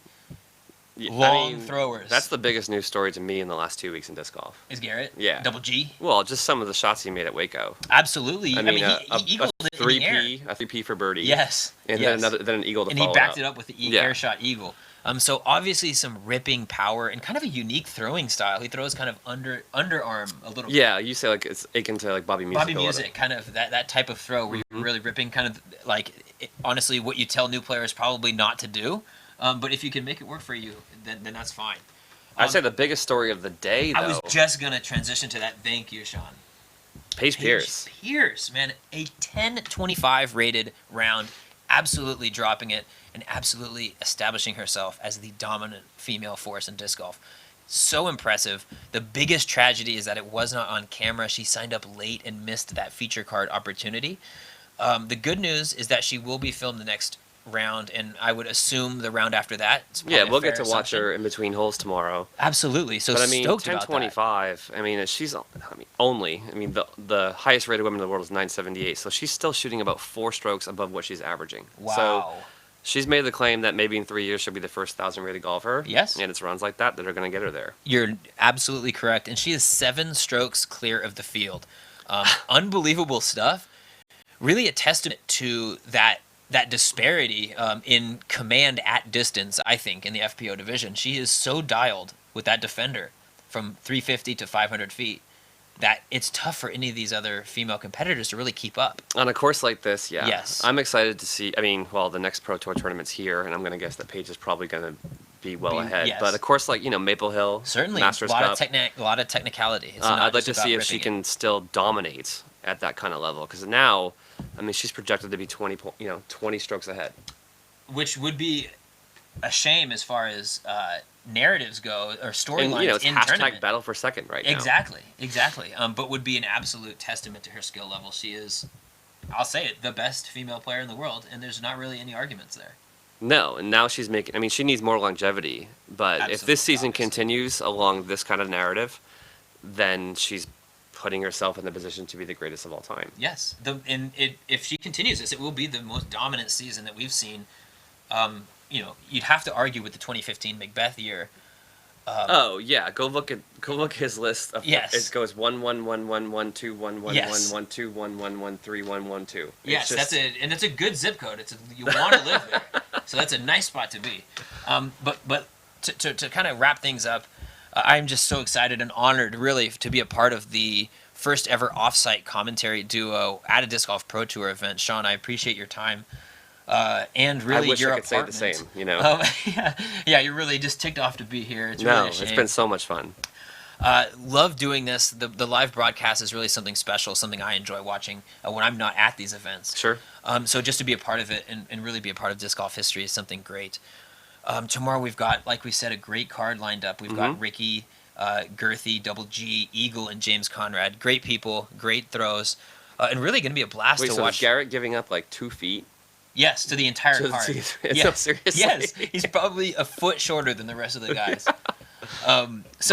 Guys, tune in to watch the height disparity on lead card tomorrow, and then maybe the golf besides that. Yeah. But guys, thank you so much. Thank you. I appreciate it, and let's check out this outro.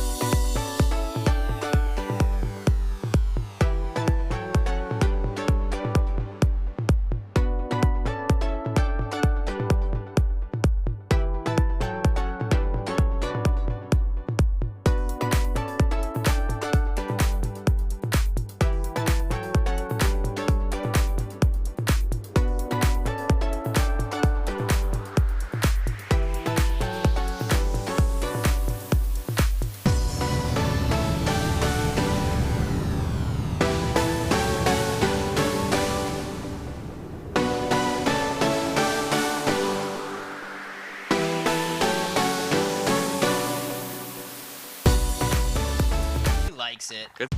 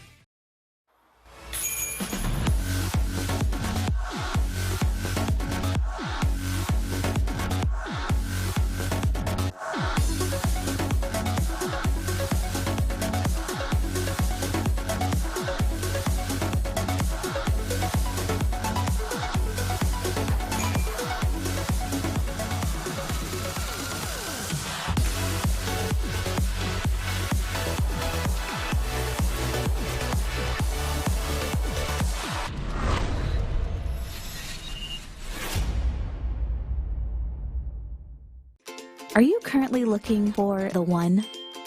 How do you get hooked up usually? Through friends, players' parties, sometimes even fans. And how's that been working for you? Not so good. Have you ever tried looking online? Never. You should check this site out. Oh my gosh. Wow. Find your go-to disc at blankinkdiscs.com today.